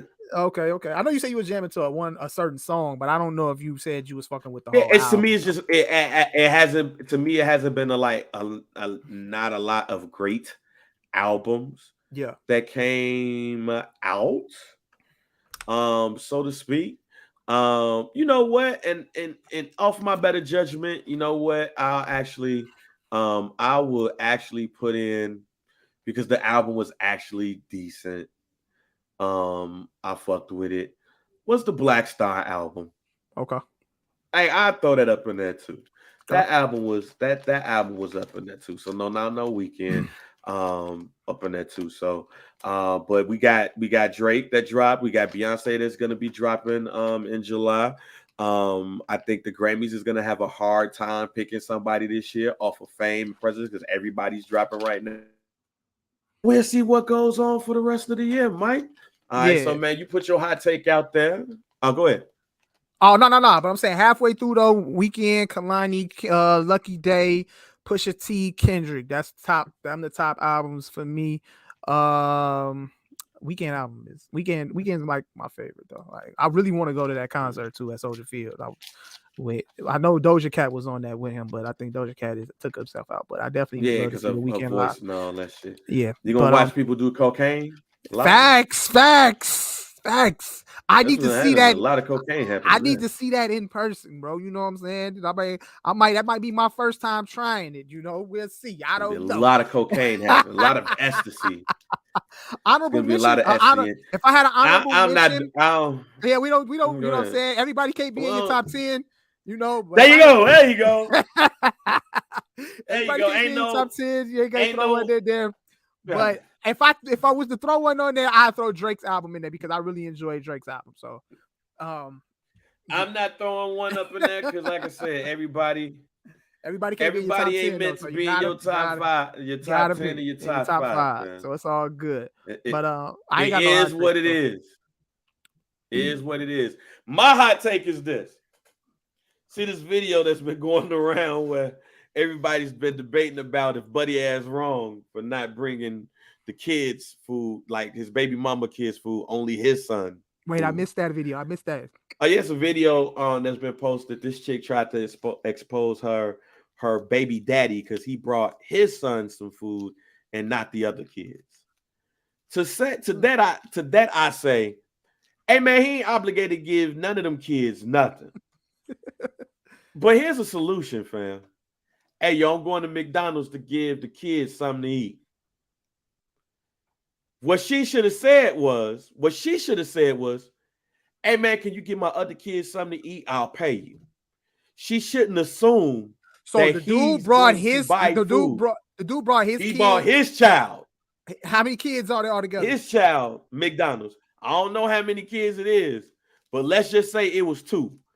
It was 3 of them and the other kid, 4. Damn. He brought his son to McDonald's. Are they like, so they're a couple? Yeah, I gotta get the details of this shit. Baby daddy shit. We ain't together. All right, go ahead. I mean, just go on Facebook, but you'll see it. But I'm only buying unless I know all of the kids and I'm cool with all of the kids. I'm not buying none of them kids shit unless I'm cool with you and I like them kids. Okay. Only thing I can think of is he ain't really got no relationships with the kids. Okay. It's like, oh, I know that's my stepkid. You know, I mean, that ain't my stepkids. I know they're my son's brothers and sisters. Yeah. I'll buy them something too. But that's only if I really got a relationship with them kids. Mm-hmm. However, if I don't, what you should say is, hey, can you buy the other kids something to eat? I don't want your son to be eating and then eating in front of them. Because it was like, because you actually got it. Like, I get what everybody's debating and everything, but I'm looking at the kids here. That would be real bogus as hell if you eat out of all the foods in the world, G. Yeah. You gonna eat McDonald's in front of your brother? You gonna eat McDonald's in front of your brother and your sister? You just gonna be sitting there. I got McDonald's. I got a Big Mac, some chicken nuggets. Hey, bro, can I have some? No, my daddy bought it for me. Because what I also think is that, and because I've seen this too, that like little shit like that adds divides to kids in situations like that. That's why I thank God that the only kids that I got is the 3 and me and the baby mama all together, and I ain't got no kids outside. There you go. Because I mean, I'm gonna buy the kids something. I'm not gonna have them eating, you know. I'm not gonna have my son eating McDonald's because then, especially if the boy don't live with me, what it look like me going trying to whoop a 5-year-old's ass because he beat up my son. And shut up, Vincent. I only have 3. Yeah. That we all know. Don't try to bring that up on the pod, G. But no, I'm not trying to bring no kid, my son eating McDonald's and everybody else ain't. Like that, what type of shit is that? You got to think of the kids at the end of the day. Yeah. But what the baby mama should have did instead of trying to do some bullshit, talking about I'm exposing this nigga, it's simple. Hey, you going to McDonald's? Yo, buy something for the kids. I'll give you the money. Yeah. That's it. That's literally all. She shouldn't be expecting that nigga to pay shit for them kids willingly out of nowhere just cause them your kids. You going to McDonald's? Here go a dub. I'm gonna cash app you a dub. Can you go ahead and get them this for them? All right, cool. Now if he be like, no, fuck that, and he ain't paying, like it's not coming out his money, then I look at buddy ass funny. But at the end of the day, man, think about the kids instead of thinking about y'all petty shit, man.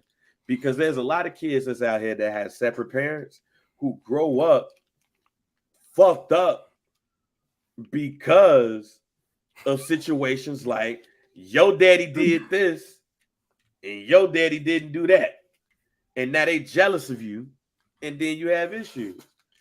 Yeah, that is a Life Jennings song. She got kids. Y'all go take care of that. That's funny as hell. But what I do want to know, I wish we could find out one thing when you look at this on Facebook, Mike. Yeah.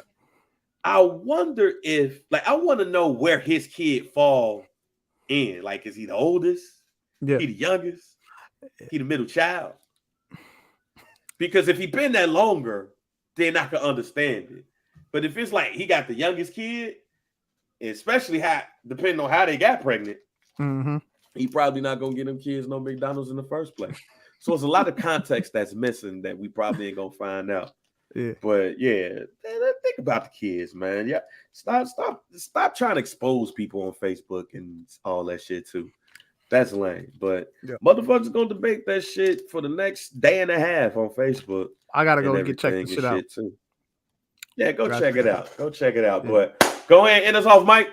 Y'all already know, man. Hey, yo, appreciate everybody that's been rocking with us live on the stream. I'm about to say, you was breaking up, my bad.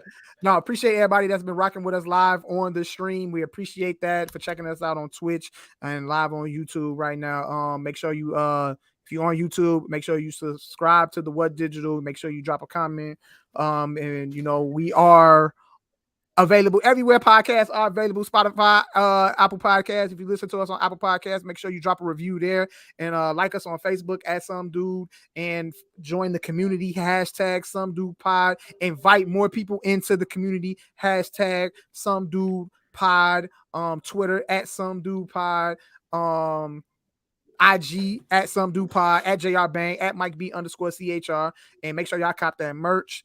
And yeah, that's it, man. That's all I got, man. Appreciate everybody for rocking with us. Good ass podding today. And yeah, this is what it is, man.